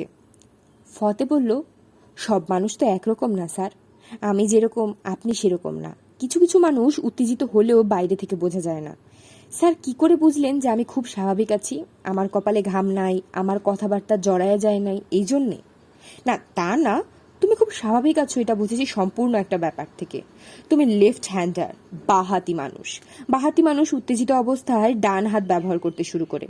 তুমি তা করছো না, তুমি বাহাতেই ব্যবহার করছো, অথচ তোমাদের বাড়িতে আজ ভয়ঙ্কর ঘটনা ঘটেছে। ফতে মনে মনে বলল, সাবাস বেটা, তুই মানুষের মাথার ভেতর ঢুকতে পারিস না, তারপরেও তুই অনেক কিছু বুঝতে পারিস। তোর সাথে পাল্লা দিতে পারলে খারাপ হয় না, আমি তোকে চিনে ফেলেছি, তুই কিন্তু এখনো আমাকে চিনস নাই। মিসির আলি বললেন, ফতে শোনো, তুমি এতই স্বাভাবিক আছো যে আমার সন্দেহ হচ্ছে মেয়েটা কোথায় আছে তুমি জানো, এবং আমার ধারণা মেয়েটাকে তুমিই সরিয়েছ। ফতে আবারও মনে মনে বলল, সাব্বাস সাব্বাস, আয় 2 জনে একটা খেলা খেলি, বাঘবন্দি খেলা। তুই একটা চাল দিবি, আমিও একটা চাল দিব। মিসির আলি বললেন, ফতে কিছু একটা বলো, চুপ করে আছো কেন? মেয়েটাকে তুমি সরাওনি? ফতে বলল, গেটে দারোয়ান আছে, লুনাকে নিয়ে গেট থেকে বের হলে দারোয়ান দেখতো না। মিসির আলি বললেন, তোমার গায়ে ভারী চাদর, এই চাদর দিয়ে ঢেকে মেয়েটাকে সরিয়ে নিলে কারো সন্দেহ হবার কিছু নেই। চাদরের নিচ থেকে মেয়েটাও কোনো শব্দ করবে না, কারণ সে তোমাকে খুব পছন্দ করে। তাকে চাদরের নিচে ঢুকিয়ে তুমি বারান্দায় হাঁটাহাঁটি করছো, এই দৃশ্য আমি বেশ কয়েকবার দেখেছি।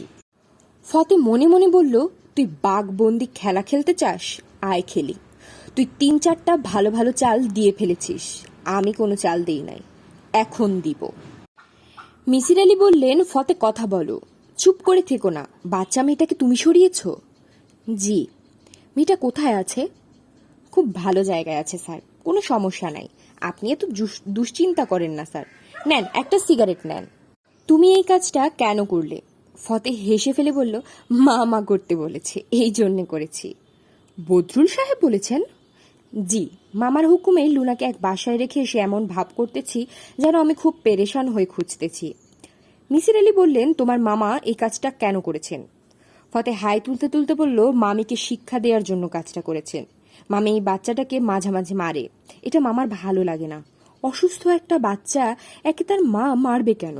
এই জন্যে মামা ঠিক করেছে লুনাকে 3-4 ঘন্টা লুকিয়ে রাখবে, যাতে মামি বুঝতে পারে সন্তান কি জিনিস। ঘটনাটি কি এখন বুঝতে পেরেছেন স্যার? হ্যাঁ, বুঝেছি। বাচ্চাটা আছে কোথায়? বুড়িগঙ্গা নদীতে, নৌকার ভেতরে। সে খুব মজায় আছে। স্যার, একটা কাজ করবেন? মিসির আলি সিগারেট ধরাতে ধরাতে বললেন, বলো কি কাজ? ফতে বলল, আপনি আমার সঙ্গে চলেন, নৌকা থেকে দুজনে মেয়েটাকে নিয়ে আসি। মিসির আলি বললেন, চলো যাই।